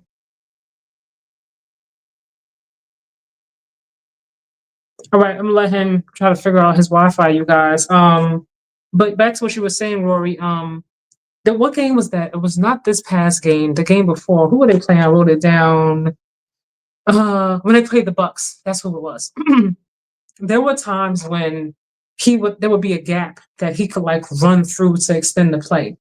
And instead, I'm like, run. There's like a gap right there. Like they're trying to buy you as much time as they possibly can, go through the gap, extend the play, and he did it here and there, but not nearly as much to me as he needed to for them to win the game. And I don't know, there has been a regression. I don't think it's all injuries though. I know sometimes like we're all human beings, right? And you think of his rookie season, his second season, he wasn't the best. They still got to the playoffs. They almost beat the Chiefs, honestly speaking. To me, some of those calls were BS. They should have beaten the Chiefs. But the thing about this season, like he knows that he's not playing his best, and obviously that gets in your head. Your psyche. You're like, man, I'm playing like trash. We're losing. We're 0-2. I don't want to go down 0-3. All those things play a part. But looking at him, I'm like, I really wish that they brought somebody in there who is who can help bring the best out of him on the offensive side. He doesn't play defense. You know what I mean? He's a quarterback. So you have to set him up with success the best way possible. If your head coach is going to be a strong defensive minded coach, like Lions, obviously, Dan Campbell, defense is his thing, right? He's a risk taker. He's always going to go for it all. That's just who he is. That's their identity. I get that. But when it came to offense, you have someone like Ben Johnson, who is obviously, his offense is his calling card. So you have somebody there to manage the offense, all those great talented pieces you have on that team. And right now they have a lot of injuries. I don't think CJ is developed enough, and from an NFL standpoint, to kind of mask what they don't have. You know what I mean? So it's unfortunate. But what we said, but neither were Brady or Manning. They were what? Neither of them were what? What you mean? Neither Brady or Manning were what? I mean, because look, the game is different now. The game has evolved so much. Like now, I think in order to have success in the NFL, your quarterback has to use his legs and be able to use his arm. Whereas obviously Brady, and Manning, like Tom Brady wasn't running nowhere. Like, that wasn't his just. You can hear me? yeah, I can hear you. Hear me? Yes. Yep, yep, yep. Okay. You were talking and you froze up on me. I was like, oh, you just kind of stood there. I Yeah. was like, mannequin challenge? What's going on? Right, right. Uh, doing some CJ Stroud action regret. Mm-hmm. My camera regressing. Right. But yeah, I mean, but yeah, CJ Stroud, since the running game has gone down, Joe Mixon, his first Mm-hmm. year, Joe Mixon had a great year. And it really helped a young quarterback when you have a running game. Then Joe Mm-hmm. Mixon kind of got hurt last year, and you started Mm-hmm. seeing some of the trouble. You saw Tank Dell go down last year. You Yeah. saw Mm-hmm. Stephen Diggs last He year, got hurt too. and Yeah. Nico Mm-hmm. Collins stepped up, but that's just one guy. And so Yeah. you coming into this, I said, you got rid of your best offensive lineman in Larry Tunsil. You ain't got Tank Dell back. Stephon Diggs is still not around. Okay, so now you got Joe Mixon. I mean, it's gonna be hard to run when I just got rid of my best offensive lineman. So the running game isn't as stout. I mean, I love Nick Chubb. Nick Chubb is one of the best college running backs I ever seen. But Nick Chubb is coming off a major injury. So Very major, yeah. right. So I mean, what do I really expect out of Nick Chubb? So he doesn't have a running game behind him. The offensive line has gotten worse. He doesn't have the same plethora of weapons on the outside that he used to have. So all those things combining together, it's just he's not the CJ Stroud that we saw in the first year, and we're not gonna see that maybe for a couple years until at least they can try to restock the weapons around him. That's what I was gonna say. You think once Tank comes back and they get some more weapons, he'll start to look more like himself, or you think it's just a matter of him as an individual? I think it's a combination of both, but I think if you get the players around him, that it'll build his confidence back up. Yeah, I think he lost his confidence too. He's just like he's as confident as he was. Yeah, and he'll also play better once you start to put those pieces around him. Now, last year I didn't like, and I have to point this out because I gotta tell the truth. In the off season, right? In the off season, I saw him and Michael Parsons were hanging out a whole lot. They were yeah. I did see that. They're very close. I wasn't that close. Right, they sumo wrestling. They're doing all kind of stuff. You're the quarterback. You guys don't understand what it means to be the quarterback. You have to be quarterbacking all the time. You don't have. So you can't quarterback like earlier and then like do your sumo wrestling later. Is that what you're saying? Like you just got to be quarterback for 24/7. Tom Brady is living his best life now. Peyton Manning is living his best life. Eli Otto guy, they living their best life after I get finished playing football. While I'm playing football, like I say, I got a month. I go to the Met Gala. I do that kind of stuff. I might go on the island somewhere with my lady, drink some Mai Tais. But then it's getting back to football. Tom Brady is marriage over this clicker. She said, Tom, I thought I gotta play one more year, but you ain't no good for Tom. I gotta play one more year. I divorced then. Yeah, pretty much. That's the quarterback. And then retired next year. Right. After going 8 and 9. It is what it is. It is what it is. Oh man. I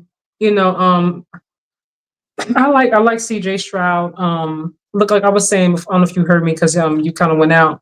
But looking at him, I don't see the same confident player. And obviously I get it because you know that you regress.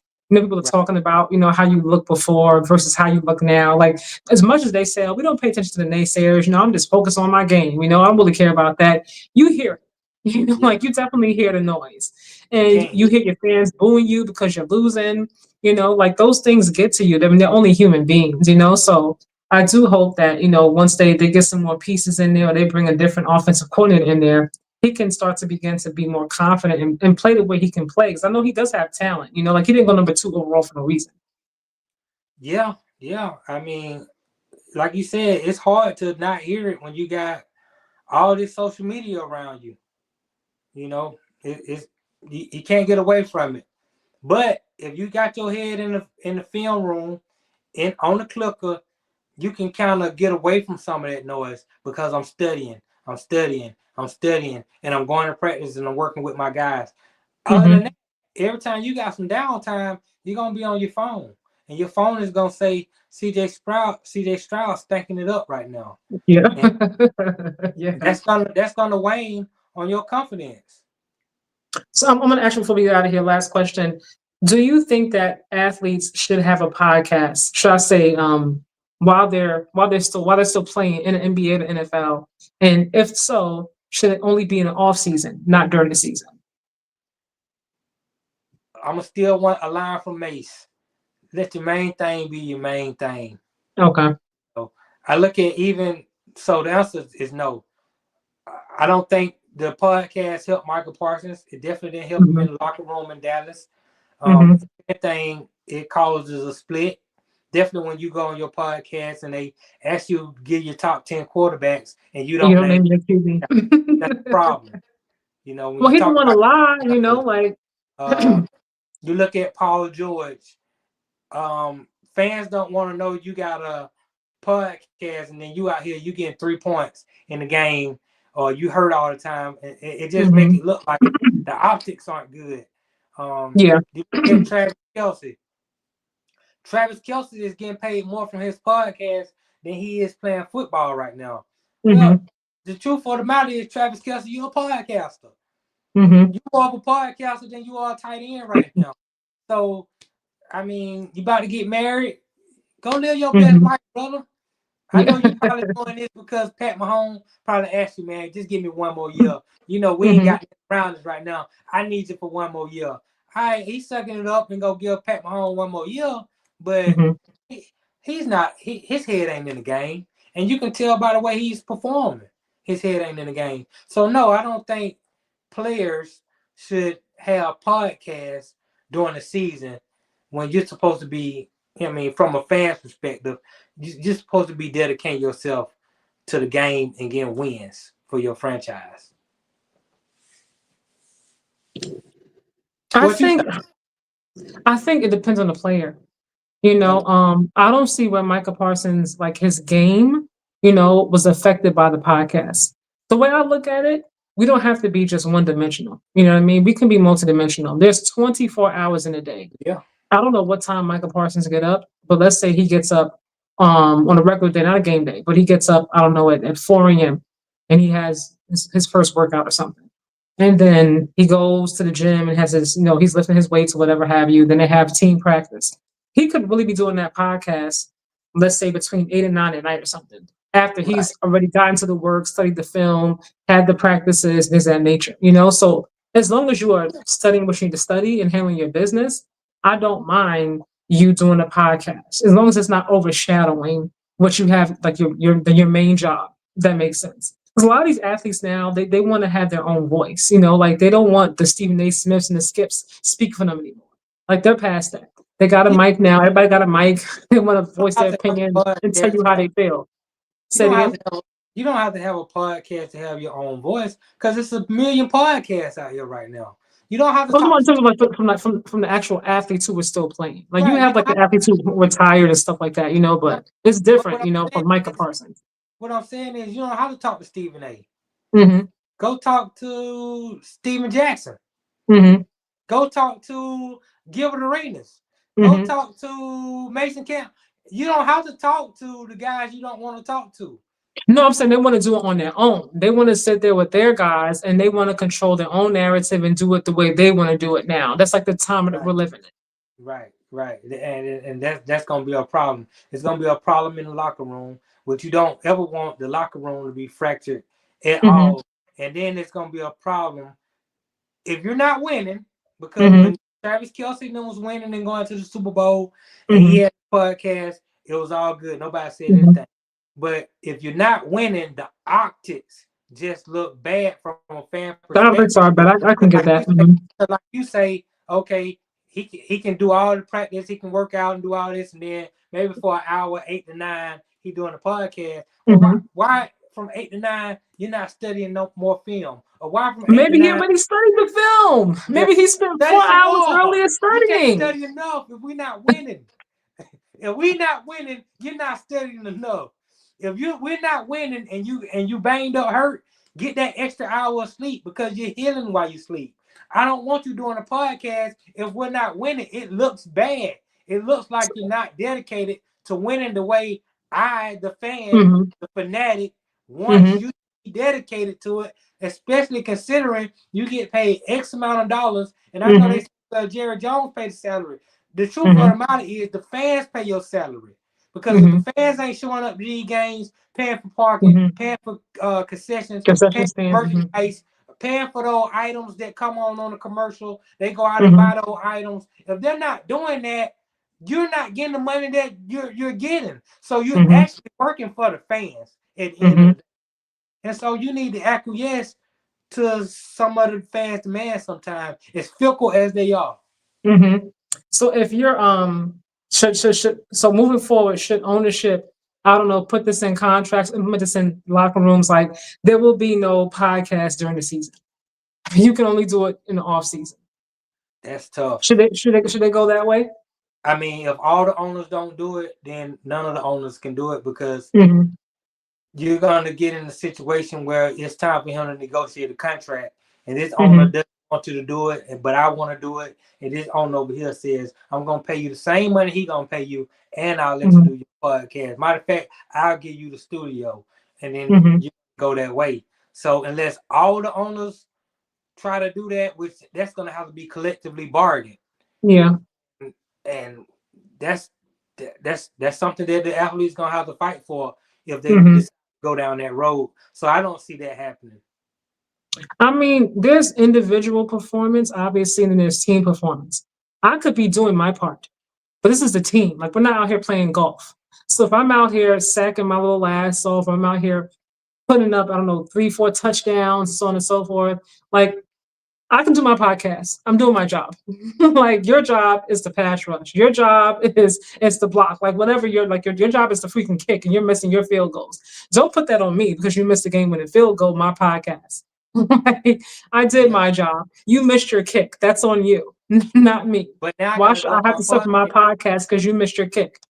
Right. I gotta go on my podcast and I gotta talk about this kicker missing the kick. You And don't have now to do that. I You don't gotta do be that. right. I gotta be careful with my words You could be because careful, yeah. I don't want to alienate anybody in the locker room. And that's Hmm. on any front. You know, why was the defense not good today? Why did y'all give up 30 points to this team? I did my part. You can't say I did my part. You know, that just, you It's know, honest. it is. Like, That's the problem. That's the problem. and did you see my A sacks? lot of I times, had 4 sacks. yeah, a lot of time when it comes to football, especially the quarterback, but other positions too, when you get in front of that camera, Hmm. you know about this because you was actually talking to me about this before. Media Hmm. training, Yeah. right? Dak gonna always say the right thing. If Dak don't do nothing else, he's He's a gonna say the quarterback. right thing in front of that camera. He's the quarterback. You have to say the right thing when you're a quarterback at all times. That's not realistic though. It I mean, is. who says the We've right seen it. thing all the time? Who Tom does the Brady, right thing all the Peyton time? Manning, Sometimes you say something you shouldn't have said. Like that's real. Tom Brady, Peyton Manning, Drew Brees, uh, Steve Young, all the great quarterbacks I grew up watching Hmm. never said nothing because they can't. Hmm. Aaron Rodgers is one that he'll throw a player under the bus a time or two, and he gets That he criticized. will. He gets criticized for it because he's telling Hmm. the truth. And Yeah. he'll say stuff. He was like, "Yeah, Mike Williams was supposed to run the red line. He was supposed to come back." And I'm watching the tape. I'm like, "Damn, he was supposed. Damn, Aaron Rodgers put the ball where it's supposed to be. If the right receiver do what he's supposed to do, you don't have the interception." But then Aaron Rodgers get killed for telling the truth. So you have to be kind of PC as a quarterback. That just you don't want to alienate the locker room. You just don't want I to do that. mean, I wouldn't throw like Mike Williams out there, or Metcalf like by name specifically. I mean, it's kind of a line you got to toe. You know what I mean? Like you can't just get out there and just say, you know what, look, right? In practice, we worked on this all week long. And then we went to the Right. game, and then you know what DK did? He went the opposite way. That's why we missed it. Like you can't say that, but you can say, you know what, we got to work harder on it. Like there's a way, or really and There's a truly, way. don't There's a way. talk about it at all. Don't even talk about why you lost. There you Just talk go. about something else. We're Like, moving on just to talk about something Cincinnati. else. We're moving on to Cincinnati. Pretty much. Right. Like that's that. Like so next week we play the Vikings and we're looking forward to going to Minnesota and whatever it is. Right. But it'll be interesting to see. I wonder if going forward at some point if podcasts like become like too much of a distraction and in the locker room, like will it be like no podcasts like while you're here on my team Yeah. during the season. Yeah.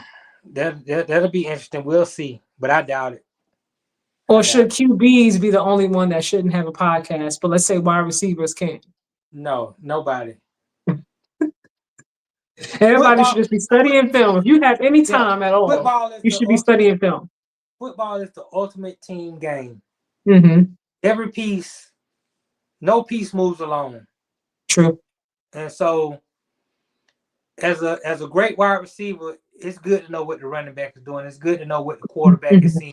It's good to know how to dictate defenses and get into right spots, whether you playing zone or they playing man to man. You know how to Mm-hmm. sit down in the hole. I mean, it's you don't get success because you were just good. It takes a Yeah. lot of other people to help you get that success. So football is the ultimate team game, and now baseball is a little bit different. Maybe they can get away with it, but Mm-hmm. I think in football, I don't think that's something that you really should want to be doing. Why are you playing football? That's just me. That's just me. Mm-hmm. I mean, another maybe somebody Football else is the do it. ultimate team game, but all the praise goes to the QBs. All the money goes to the QBs. Yeah, that's an NFLPA problem. I don't like that I don't either. I don't agree because with it. if I'm Ray Lewis, I'm the best player on the team. I'm better than Trent Dilfer. I want to be the highest paid player. Mm-hmm. But quarterback is the most important position on the Mm-hmm. field. Because you don't have a quarterback, especially in today's game, you don't have a chance. So, So maybe but maybe the Cleveland Browns will hear this and they'll put Shador out there because they don't have a quarterback right now, but they do have a defense. well, they got to win. I mean, some teams are 0-3 right now. They got to win. Well, They with escaped Cleveland, with a win. yeah, but they should have two wins because the first Has game that nothing to kicker do with Joe was Flacco. kicks.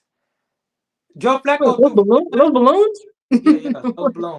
Joe Flacco threw for 290 yards in that first game. Hmm. He had a very good game. The kicker blew the game off. They should be two Hmm. and one.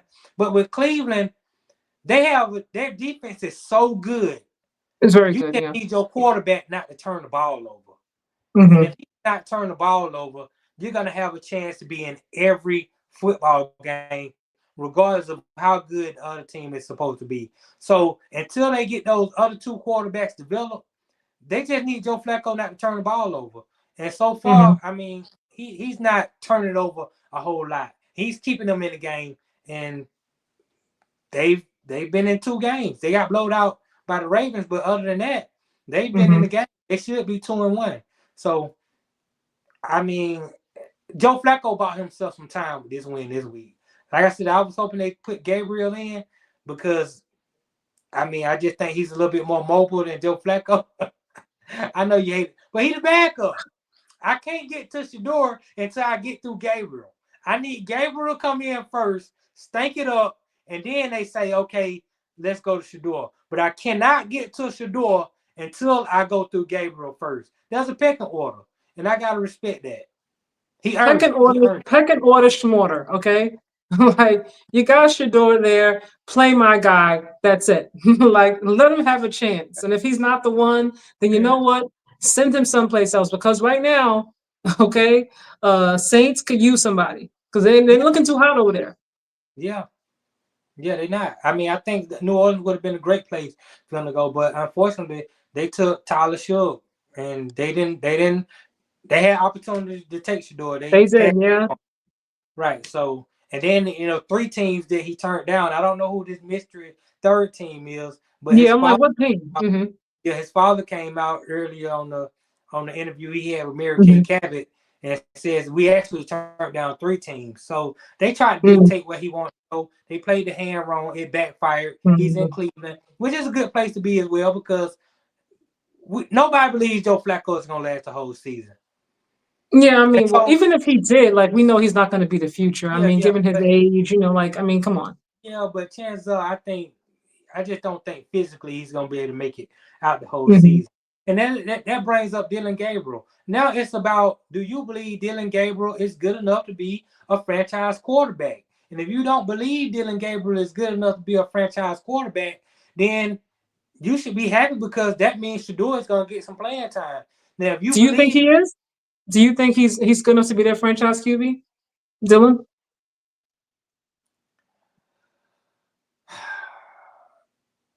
That's a no. I believe that Dylan Gabriel is, if you put him in the right system, he can have success in this league like Hmm. Brock Purdy.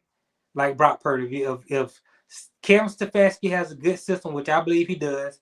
I Mm-hmm. believe that Dylan Gabriel could thrive in that system. But defense is a little bit different than the preseason. Preseason, Mm-hmm. they're not really trying to confuse you too much. So it's a Mm-hmm. little bit different. Right now, he has one pass attempt, one touchdown. So far so good for him, but that came in garbage time.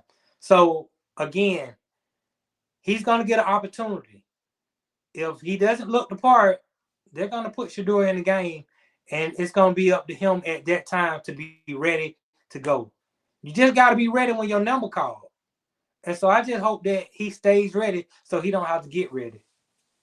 So you said all that to say that you don't think he's a franchise QB because you would just I, said yes. I You say gave that me to a say whole bunch of I words say like, that well, to say if you put him in the right system, and if you I say do that to this, and say if he has that. he's a third round quarterback.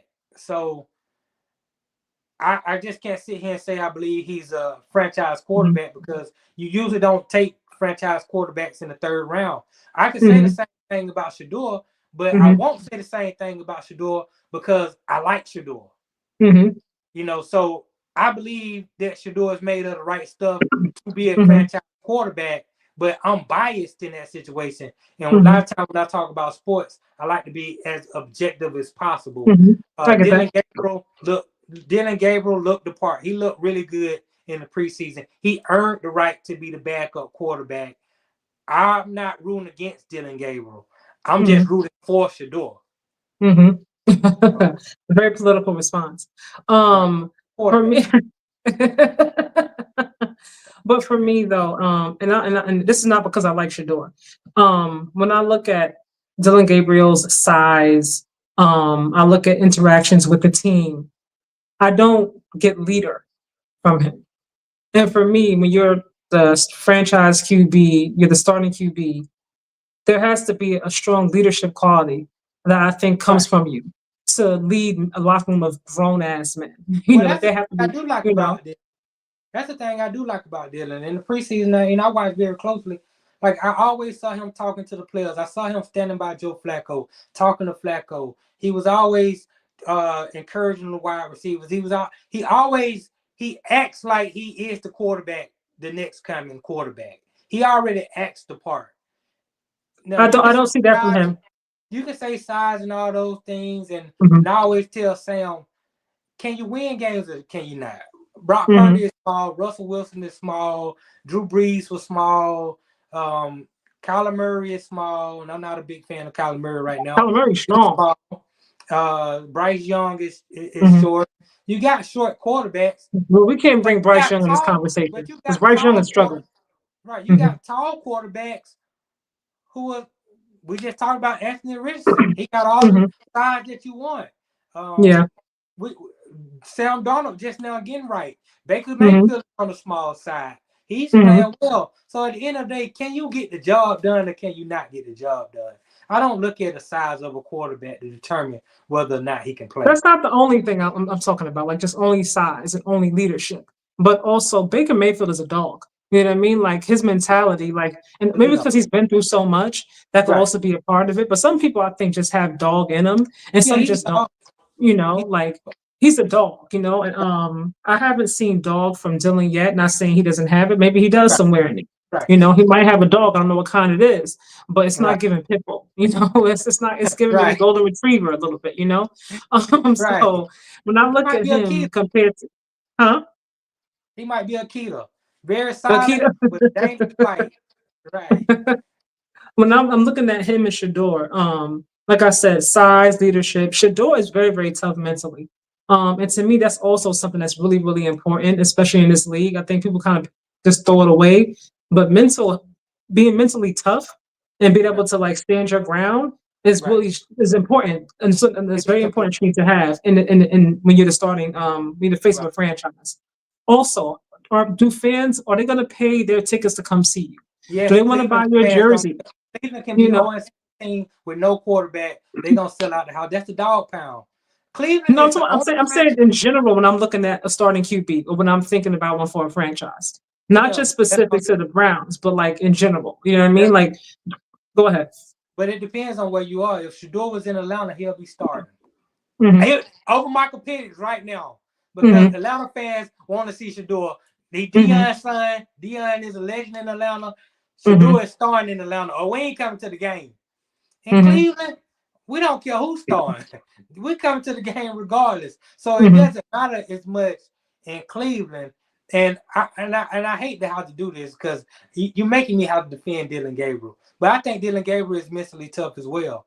I mean, you already pointed out his size. You don't think he's been having his size point out his whole life as he went and became a starting quarterback at Oregon, put up great numbers at Oregon, come to the league. He Also with hears a the great noise. team and a great coach Right, around him. right. Mm-hmm. But he earned that because uh, Oregon just don't bring anybody to come up there and play for them. Mm-hmm. You got to be a certain kind of quarterback to even go play for Oregon. But he got up there and he played for Oregon because he's really good. And then you go to Cleveland and you hear the noise. Everybody wants Shador. He should take Gillen's spot. He should take Gabriel's Mm-hmm. spot. And Gabriel was like a rhino, staying focused. I Like, get my think we kind of opportunity. forget how he looked in that first game. And I don't understand that. It's like we forget Okay. that in Shador's first game versus Dylan's first game, They both played Dylan okay. did not look good. Shador looked a lot better. I And mean, even that in that second game, even in that second game, the first the first time Dylan came out there, that first set of snaps did right. not look good. It didn't look good. When he Um, came back out there before halftime, he redeemed himself. Looked a lot better. right, Whereas right. when Shador came in after, obviously he didn't look good. No, he But it's like didn't. we make it seem like Dylan looked good in both games every time he hit the field, and that's not the case. No, Like, but I would say this. Even though after the first game that Shador played in the preseason, I gave him a B minus. Shador gave mhm, himself a C. He gave his he because did. he was honest. And then I go back and one thing I do, I like to go back and watch the all 22.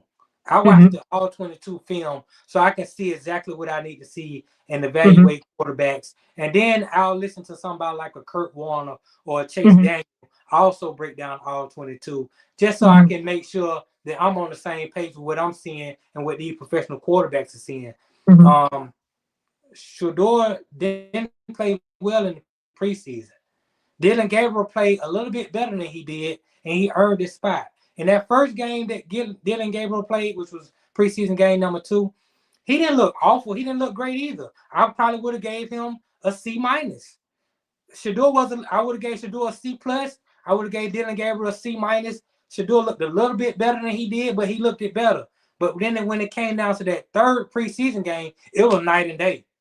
And that's what Shador lost it at. He lost it in that third preseason game. And when I went back and watched the all 22, I think Shador was pressing because Dylan Gabriel played well, and he knew that he needed to play well to even have a shot to usurp him as the number Hmm. 2 quarterback. And so he was pressing. He was trying to make big plays down the field instead of hitting Hmm. the plays that were open to him. He didn't want to step Hmm. up in the pocket. He held on to the ball too long, and he ran the wrong way a lot of times. So he had bad sacks, and Hmm. they that cost him. Now, I don't think that means that he won't be a good quarterback. I just think he just has to grind. It's a great story at the end of the day. When he finally Hmm. gets a chance and prove to everybody, I am a franchise quarterback in this league. Hmm. And I'm okay with him earning it because he's never Yeah. earned anything a day in his life. Everything has been given to him. He never had to compete for the starting quarterback job because his Hmm. daddy was always his coach. You're going to be the starter. You're going to have, you know, so this is his first time ever having to compete. Hmm. And right now, you're QB3, which is okay because you're in Cleveland. So chances are you're going to get your opportunity. And it's going to probably be around week 10, week 11. Honestly speaking, I don't even think if Shador outplayed Dylan Gabriel in that final preseason game that he would have surpassed him on the depth chart and got the backup QB. I don't think so because you drafted him higher. So Right, naturally, like you want to be right. You know what I mean? Like right. you want this, the who you drafted in the third round to pan out. But for me, I just don't like the short term memory. It's like I can't forget what I saw from either one of them in their first Right, preseason date. Like I right, can't pretend like I didn't see Dylan Gabriel struggle. You know what I mean? Like I can't pretend I right. didn't see him, He didn't throw struggle as that bad pick, as Shador struggled, throw though. the pick and the fuck. I can't pretend I didn't see either one of those things. And Yeah, then but he again in that struggled. last preseason game when he first came out, he was not good. He got Right. the chance to go back out and redeem himself in that no in that game when not game winning drive, but in that that one not game winning drive, but in that right before halftime, I believe. Like Right. I think it was like maybe 2 minutes left. You know what I mean? He Oh you yeah. know he was came in, he was decisive. He moved up the field. Right. I'll give him that. But overall, I'm not going to pretend like every time he hit the field, he was just miles and heads above Shador. I'm like, I didn't No, see that no, I at don't think all. he was miles ahead of Shador. But to your point, they did take him in the third round, and they took Shador in the They fifth. did, yeah. And when you're talking about general managers, And we know jobs why. But go jobs are ahead. on the line Hmm. based on your draft picks. Hmm. If I end up drafting a better quarterback at 5 than I did at 3, that 5 better be a franchise guy because that means I wasted a pick at 3. I could have got Yeah, another I get that. linebacker. I could have got another lineman. So Mhm. these I guys, get that. and they're on the hot seat. Stefanski and Barry both know that Hmm. this season is big for them to depend on whether they're gonna have a job next year or not. Hmm. So they kind of need to kind of get it right with Dylan Gabriel in the third round. So they were gonna give him every opportunity. When you're a fifth round draft pick, let's just state the fact. The truth is, when you're a fifth round quarterback, you don't get the same opportunities as a third, No, second, I first. mean we know that he got drafted in the fifth round, but I never believe it up till now. I don't believe he's a fifth round talent. No, Like I I don't don't either. believe that at all. I Like don't either. that's crazy to me. I don't either. But they get it wrong all the time, and that's what I keep trying to Yeah. tell people. These general managers get it wrong all the time. Brock Purdy was the last pick in the same draft Yeah. that they traded up to take Trey Lance in. Hmm. Trey Lance is backing up on his Yeah. third team now. Brock Purdy just got True. another contract. Tom Brady is a 6th round pick. Even with all the winning that he did in Michigan, Hmm. won national championship, showed that he was a real good quarterback in college.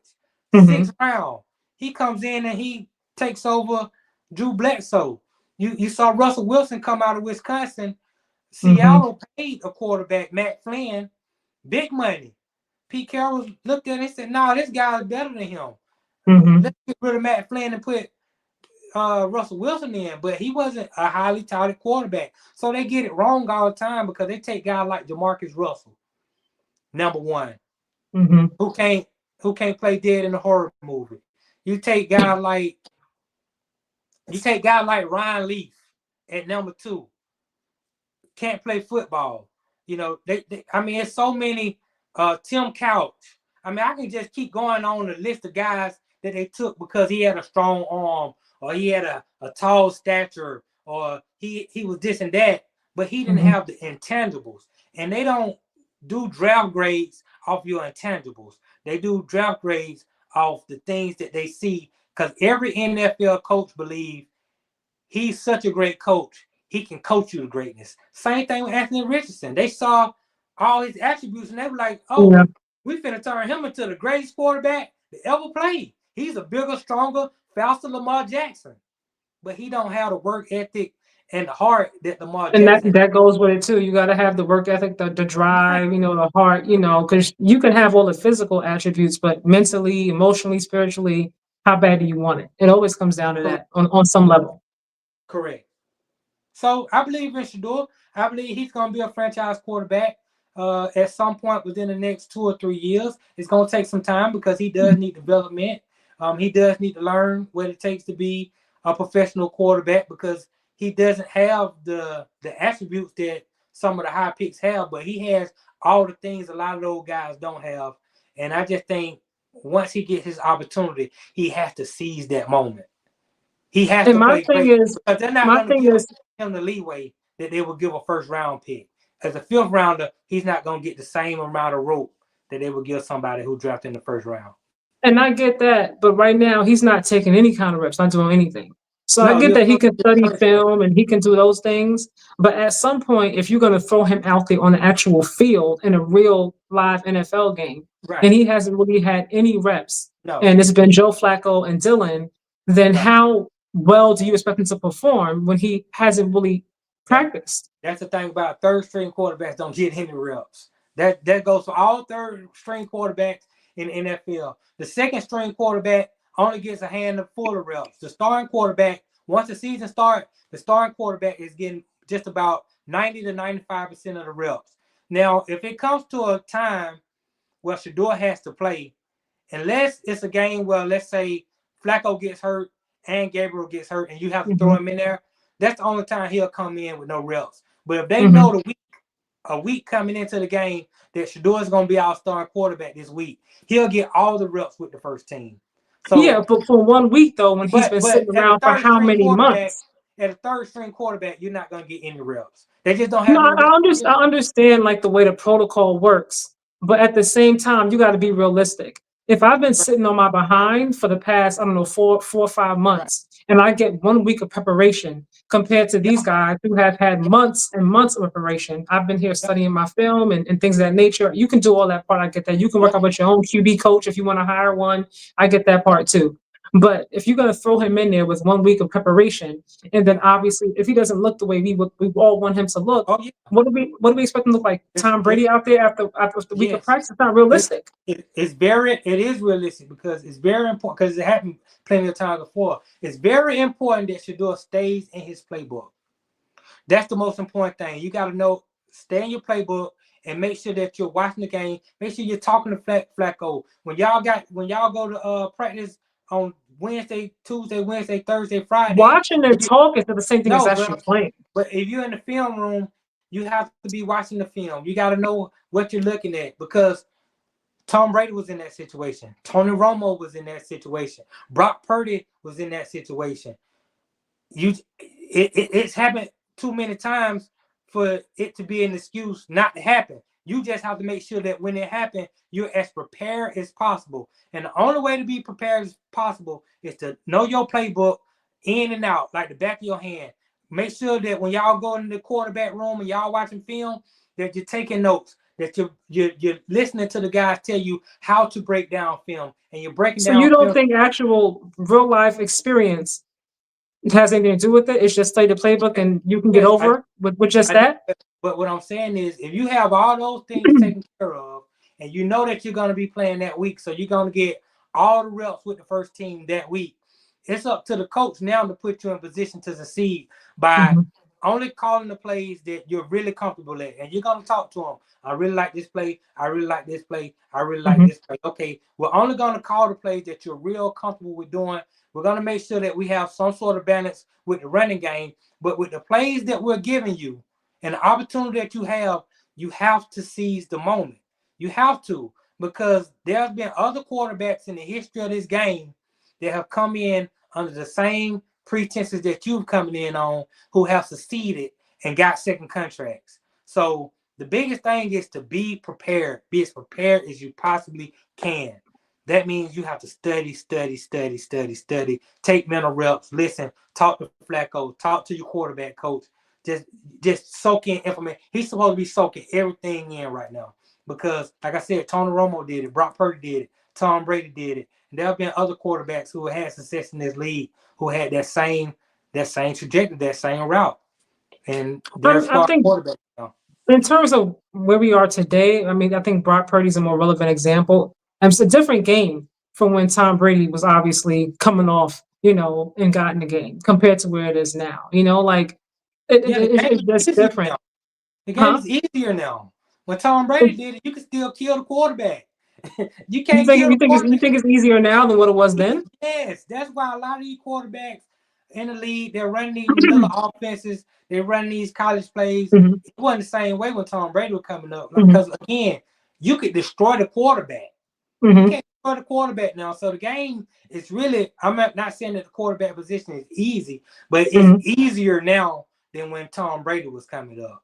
I mhm, mean, they got the wristband, they got the plays on the wristband now. You got a coach in your helmet telling you what to do all the way up to the snap, telling you what to mhm. look, telling you what defense they might be in. Oh, the game is a lot easier now. So yeah, I still think you can do all the studying you want, but it's different when you're actually out there live experience on the count. actual field. Experience matters. You I'm know, not with you there. I'm just saying, even though experience matters, he still has to be as prepared as possible. I because mean, he he has can be as prepared as possible, I guess, in terms of knowing the playbook and studying film and stuff like that. right, My thing is because there's obviously so many eyes on Shador, right? right, And people already feel, some people feel like, he's not that good anyway, so he shouldn't be even in the NFL at all. And you have some who are like Shador should have been number one over Cam Ward. You know what I mean? Depending on who you ask, there's people in the middle, who feel differently. But my thing is because the lights are so bright and expectations are so high for him, be it good, bad, people want to see him fail, want to see him succeed. It depends on where you are. My thing is, I really hope that I do believe at some point this season he will get a chance to start because I don't see Joe Flacco being the future of that franchise. I don't even see Dylan Gabriel being the face of that franchise. Even if it's not Shador, I don't see it right, being Dylan Gabriel. I right, just hope that when he does get a chance to go in, that he's prepared enough from the practice standpoint, but actual reps, that he can succeed. Because they're going to judge him as harshly regardless. And they're right. not going Well, to care that he only had 1 day of reps, so to speak, or 1 week. They're going to be like, oh well, he went out there and he threw a pick. I tell you this: if he gets in the game this year, they're going to put him in the best situation to succeed because Kevin Stefanski's job is going to be on the line if Shador gets in the game. And the only way that Kevin Stefanski can save his job if Shador gets in the game is if Shador plays well and he can sell it to the owner that we found our franchise quarterback.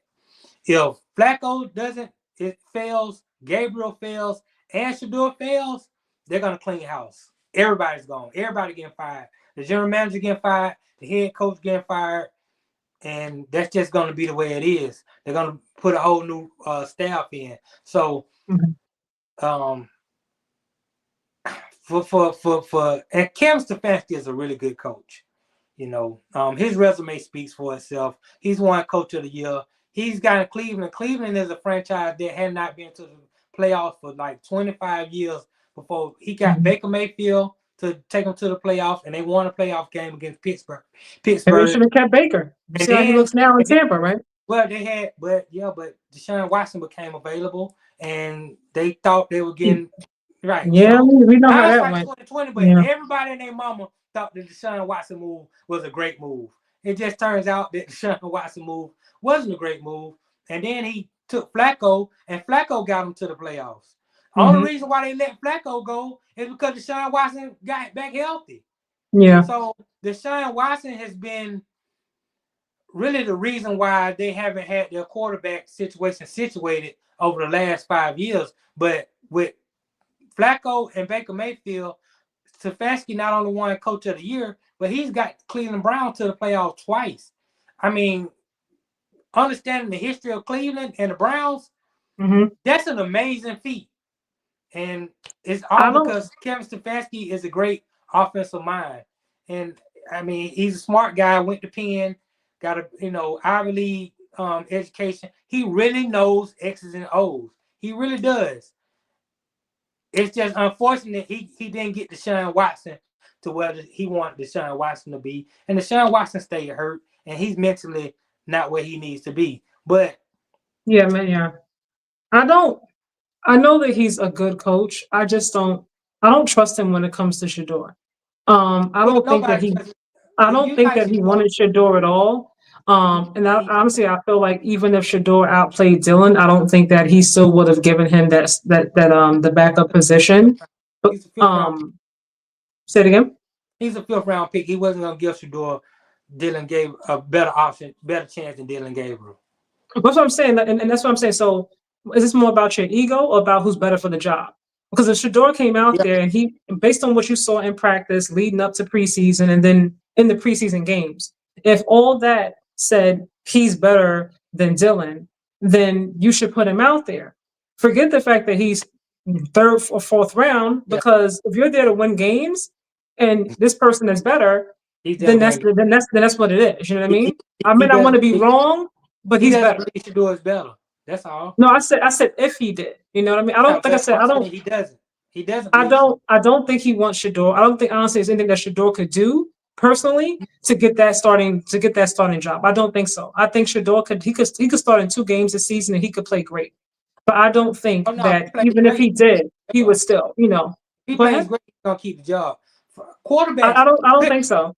Yeah, but it ain't gonna be. That's not gonna be a Stefanski call because quarterbacks, good quarterbacks, great quarterbacks don't come off trees. It's hard to find a great quarterback. It's very Mhm. difficult.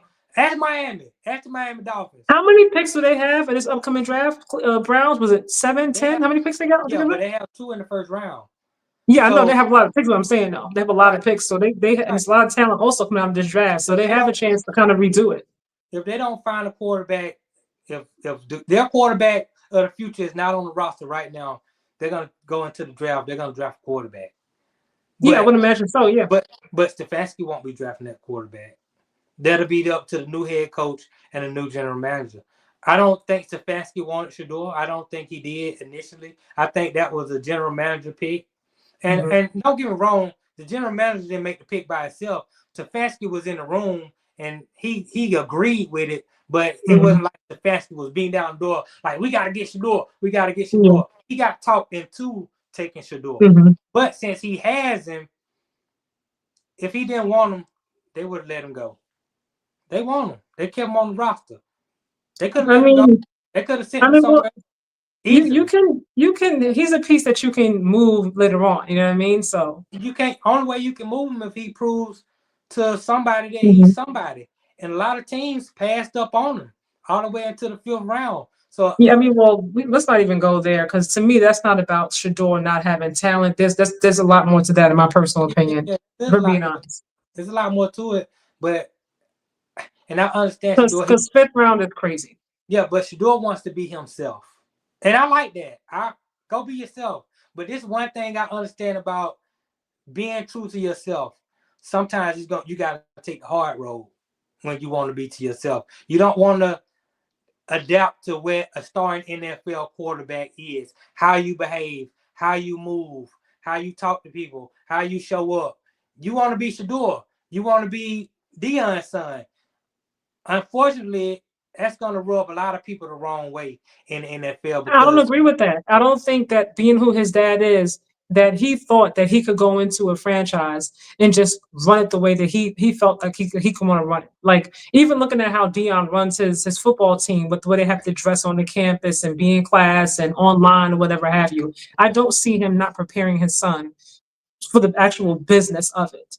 Now, I'm not saying that Shador didn't go in and maybe make mistakes, maybe say some things shouldn't have said, but to yeah. go in to not be prepared, to go in with headphones, what I also heard, I don't see him being that freaking stupid to go into an Well, interview like I that would at say all. this. I don't believe it.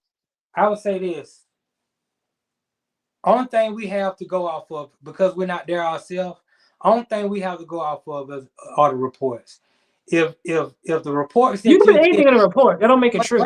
wait. If the reports you're giving is coming from credible sources, then you have to go with that. If the reports you're giving is not coming from credible sources, then you say that's not a credible source. I'm not buying that. But when you got some of these reporters, the ones that I follow, that have been Hmm. doing their job for 20, 30 years, I know Hmm. these people by heart. Whether it's Mary Kay Cabot in Cleveland, Hmm. whether it's Tom Warder or Calvin Watkins in Dallas. Like Hmm. some of these people, these are professionals. Their names and reputation is on the line for reporting the facts the way the facts are. They're not coming out here trying to make somebody look bad by throwing out erroneous reports. Now Hmm. you got some reporters out here who aren't good, but don't follow them. They're not credible. But those Hmm. that are stamped in the game, those that are very credible, you take their word as gospel. And when they say something, it's the truth. And when you're Hmm. hearing these people come out, because this is where we get our information from for everything. Now we Hmm. start picking and choosing. Well, I don't like that Mary Kay Cabot said this, but oh, I agree Hmm. with this. I like that she reported this. Hmm. We can't do that. Hmm. Is she a credible reporter or is she not? Is he a Hmm. credible reporter or is he not? And if we deem that he's not a credible reporter, don't ever listen to nothing that he reports. But if Hmm. he is a credible reporter, let's take whatever he reported to the bank because these reporters do not have bias against these players. It's not going to do them no good. Not going to extend their career. When it comes to me, I don't take anybody's word as gospel because people can absolutely lie. They can't. Um, Obviously, I'm not. in the room. I wasn't, a fly on the wall. I wish I was.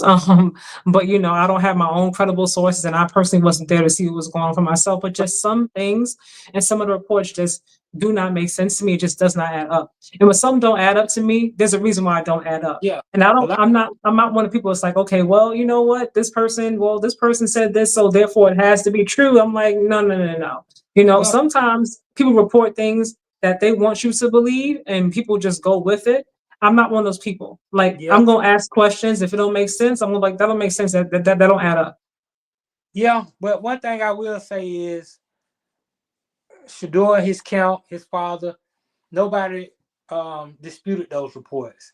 And if anything, definitely with the news that's been coming out over the last few weeks, they've kind of, if anything, put validation to those reports. So I just Well, to think him, to what you said about him, other teams wanting him, yes.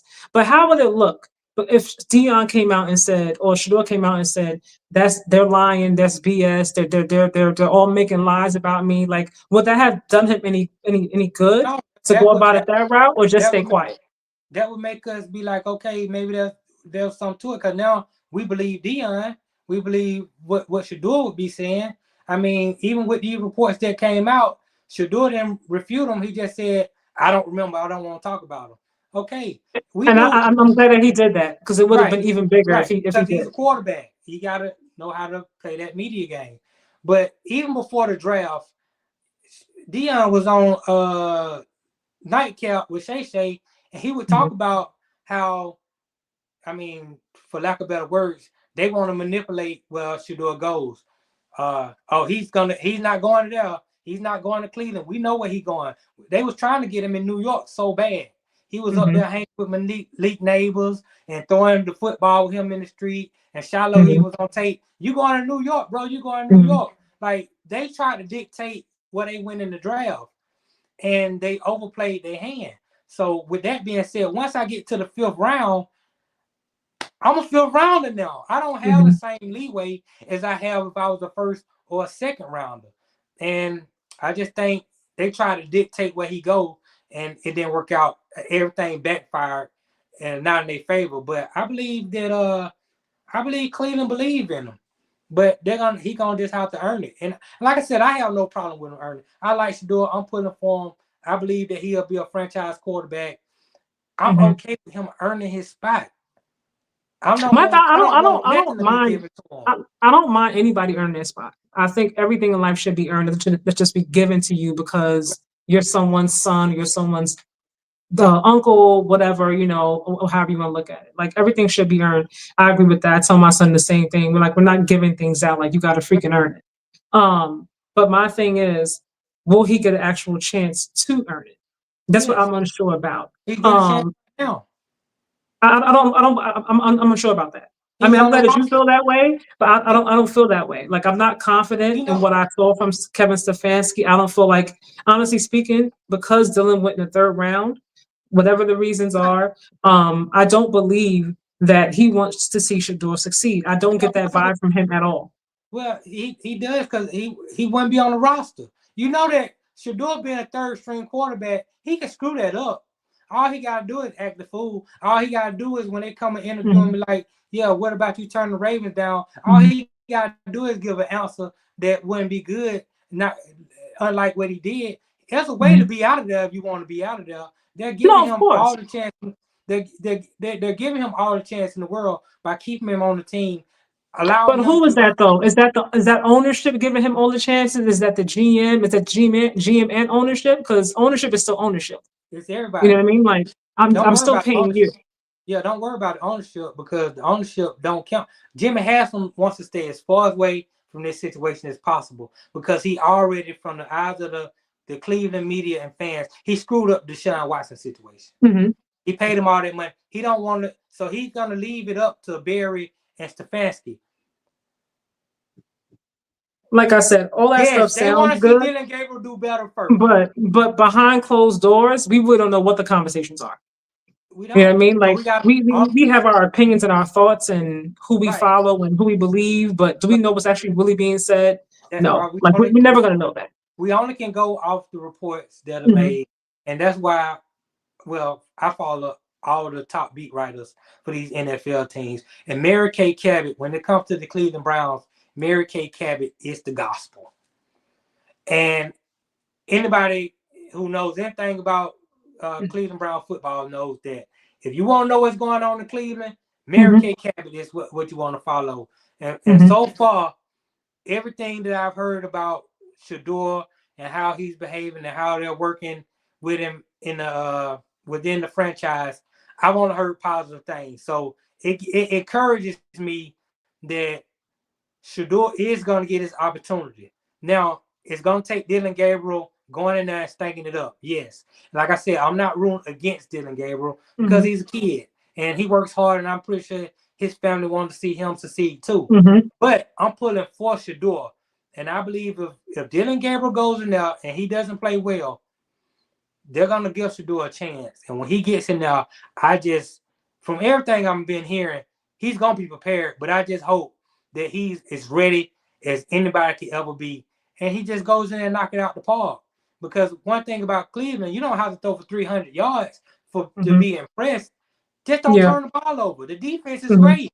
If you can show the coach that I can stay on script and I can not turn the ball over, you win.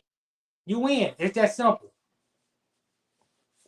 I mean, I get that. I mean, but even with, for example, someone like Caleb Williams, like being number 1 overall, and having all the practice that he's had, all the reps that he's had, being the whole focal point, having all the pieces they brought in to help him, you know what I mean? Even he's still taking time, you know what I mean? Like Shador may not show it all in one game. Like he may not, because it's one game, like Caleb is still struggling now with the year and some change under his belt. Bryce is still struggling. CJ Stroud is struggling. You know what I mean? First round picks. He's not going to get the leeway of a first round pick. If Bryce Young, and he already got benched once last year, and then Dalton came in and Dalton got hurt, they went back to Bryce Young. But if Caleb Williams, Bryce Young, or CJ Stroud, if they were 5th round quarterbacks, they don't get the same leeway. They're getting that leeway because... No, I'm not talking about the leeway. I'm just saying the fact of the matter is that Shador make it his chance. I hope he does. But it'll be one game, maybe 2. But you got QBs who have had a lot more time to get their footing under them, and they're still struggling. So I'm like, how much are you going to expect from him when he hasn't really had certain things? Like, and that's just realistic to me. He had to pull off a miracle. What Brock Purdy did, being the last football player drafted, and now he's getting money.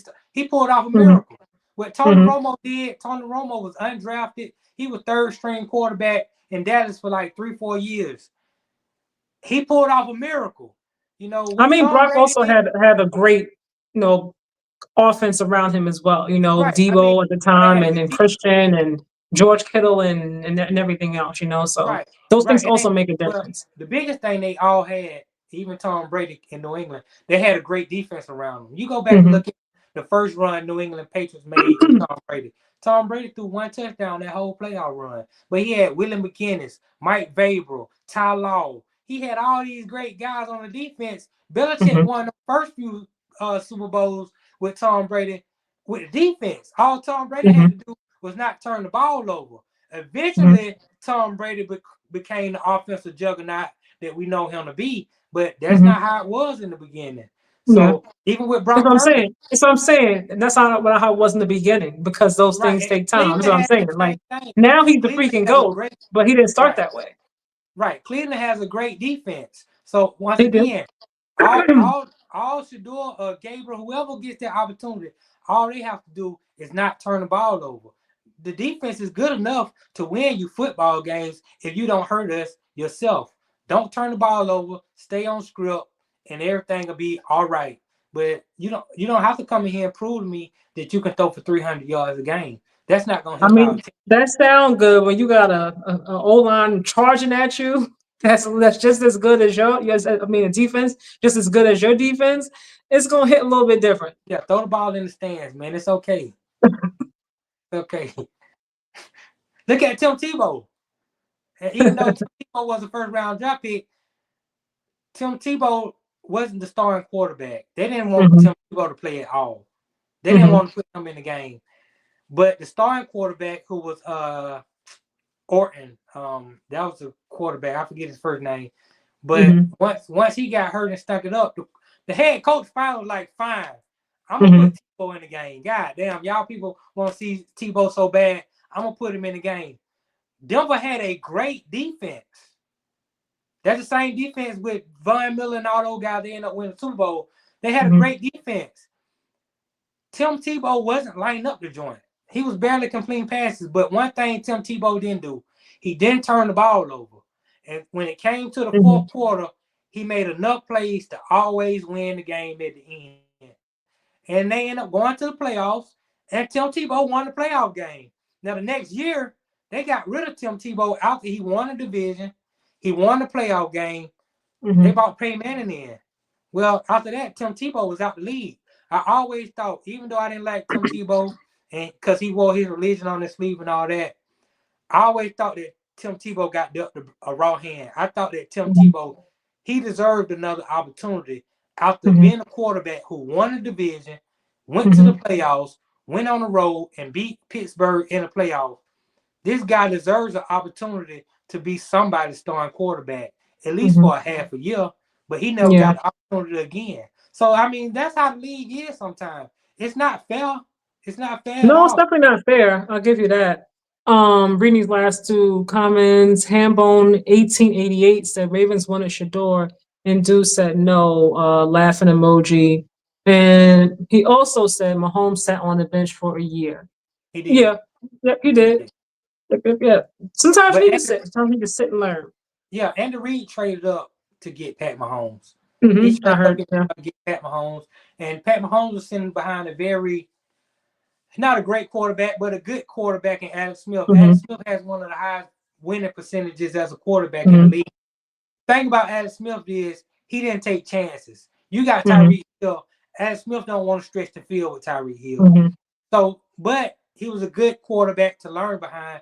Just like I believe Flacco is a good quarterback to learn behind. No, Joe Flacco is in the future. He isn't even really a viable starter at this stage in his career. To me, he's a Mm-hmm. solid backup at best. But if you want to learn how to play the game, Flacco has been around a long time. Flacco He has one of the has. greatest Mm-hmm. Super Bowl runs in quarterback history, what he did with Baltimore Mm-hmm. when he won the Super Bowl. That was all on Flacco. So Mm-hmm. he's somebody you can definitely learn behind. And when it's your time to go, you got to go and you got to be ready. So I mean, that's all we can ask for. You only can get the reps that you're given or that you Mm-hmm. able to get. They can't give you any more reps than there are available. And right now, Flacco need 90 to 95% of the reps. I got to give my backup 5% of the reps. There are no reps for James Winston in New York. There's no reps for Shador. There's no reps for the third string quarterback on any team. But still, they expect that third string quarterback to be ready if his number is called.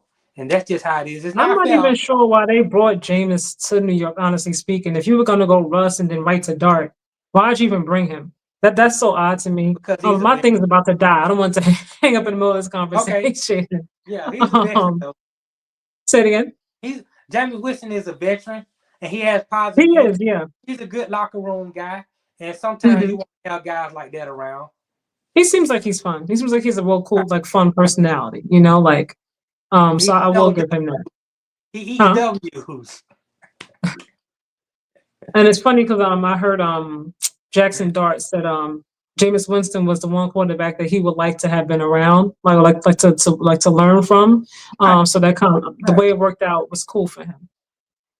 right. So sometimes you keep guys like that around because you learn from them. I mean, you got a lot of Hmm. veteran quarterbacks who are lingering around on these rosters right now because you got Hmm. a young quarterback who you want them to learn how to watch. Somebody got to show you how to watch film the right way. Somebody Hmm. got to teach you how to diagnose your playbook and stay in your playbook. I mean, there's a lot you can learn about from a guy who's a veteran, even if he hasn't really been that good in the league. He knows what the league is all about, and so he's Hmm. there to show you the ropes. All right, you guys. So we can wrap it up. We've been here a lot longer than what I expected Yeah, to yeah, it's be. all good. It's been fun. Definitely a very, very late night show. I think Shannon Sharpen already went off too. You know what I mean? We went They past might Shannon have, Sharpen now. they might have had. But this was fun. Thank you, obviously, for joining me. I appreciate your time, your knowledge. I'm sorry that the Wi-Fi was messing up a little bit on Oh here. yeah, it's What's on my going end. on? Next time I'm gonna use my computer and all my get up, but it's okay. I was Oh, on my okay, got phone. you. I don't know why my phone. I got this iPhone, which I really hate the iPhone. Everybody tries to sell Hmm. this great phone. I'm going back to Android once this phone goes out I because have my I just Android. I love my Android. yeah I just don't Like, like it. And then it oh how do you overheat? How does the phone overheat? And I'm in the act. okay. I get it I'm because in you the were on the live and everything. It's like pulling from your battery. still. That means the phone sucks, but it's Yeah. all it's all good. I appreciate you having me on again.